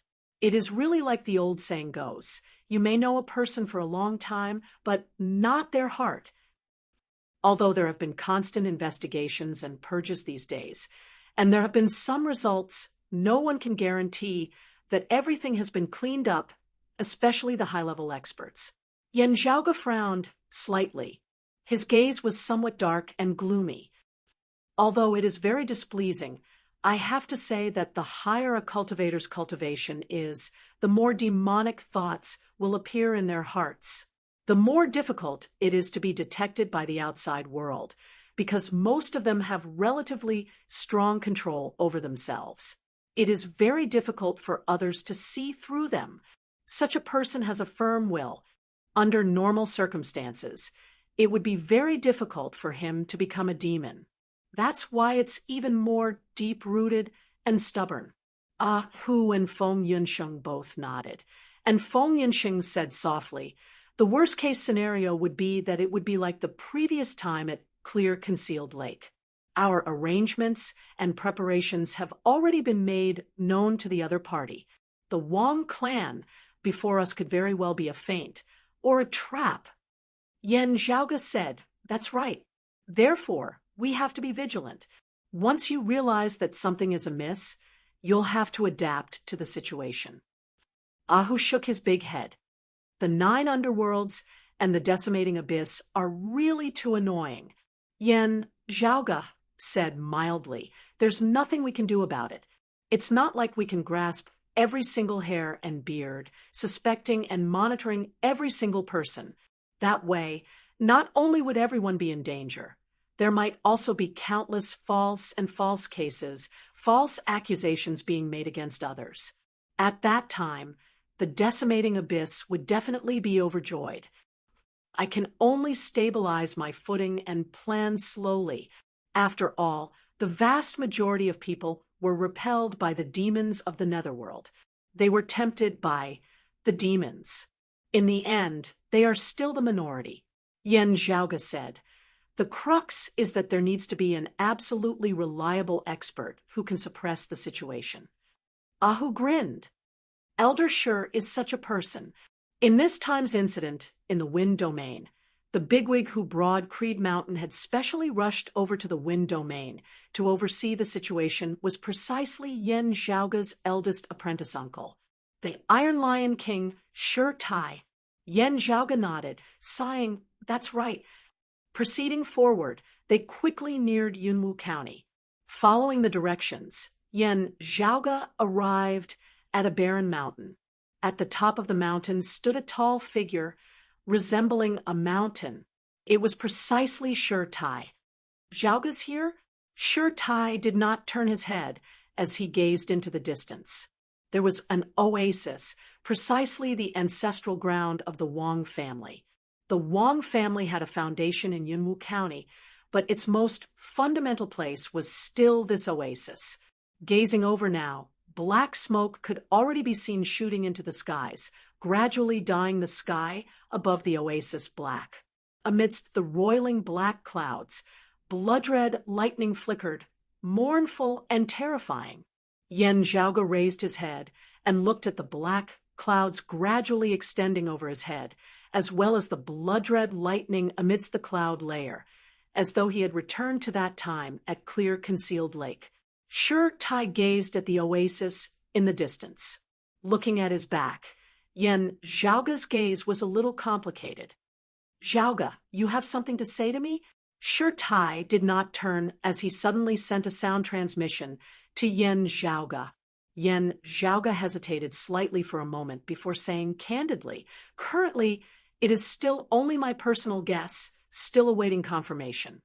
Now that a great battle is upon us, I don't want to say it, lest I disturb eldest apprentice uncle's state of mind for nothing." Shi Tai's voice paused for a moment before resounding once more, "There are not many things that can disturb my state of mind. Either it concerns the safety of Broad Creed Mountain, or it is—" Yen Zhaoge sighed, lightly, pondering for a moment before saying, "I still can't be sure, but senior apprentice brother Shi Songtao may still be alive." Shi Tai's breathing halted slightly as he was silent for a moment before he asked, "Did you see him somewhere?" Yen Zhaoge answered softly, "I made a report earlier that someone launched a sneak attack on me and senior apprentice brother Su in Clear Concealed Lake's devilish domain Grand Formation. The last time I entered that foreign dimension, left behind by senior loose practitioner, he before the great calamity, I was once again attacked by the same person. In the process of clashing, I sliced off a corner of his mask, revealing a small portion of his face. I can't be completely sure, but..." Shi Tai was silent for a moment before he asked, "Is there any other evidence?" Yen Zhaoge answered, "The martial art that person cultivates in is the dark light killing art. However, it can be seen that it was not a martial art that he had always been proficient in, instead having been learnt later on. His dark light killing art has already reached a rather high level of attainment, but according to my estimates, he should have only been cultivating in it for a few years. Estimating the time, it should be a little shorter than the time that senior apprentice brother Shi disappeared." Shi Tai asked, "I remember you saying that he was an early spirit vessel martial grandmaster." Yen Zhaoge answered, "Yes, senior apprentice brother Shi was in the heavenly connection stage when he disappeared. With his talent and potential, if he had not been stuck in the heavenly connection stage for too long, he should have been a mid-spirit vessel martial grandmaster. Therefore, I also have my doubts." Shi Tai said slowly, "Counting the time spent recuperating and switching to other martial arts, the early spirit vessel stage should be more likely." Hearing these words, Yen Zhaoge could only keep his mouth shut, not saying anything. After a long time, Yen Zhaoge answered in a low voice, "I'm sorry, eldest apprentice uncle." Shi Tai closed his eyes, saying slowly, "No, you did the right thing. Letting me be mentally prepared beforehand is a little better. I naturally also hope that you, Zhaoge, have recognized the wrong person, but if he really is Song Tao, that is also something that I have to bear. At the end of the day, I am not a qualified father.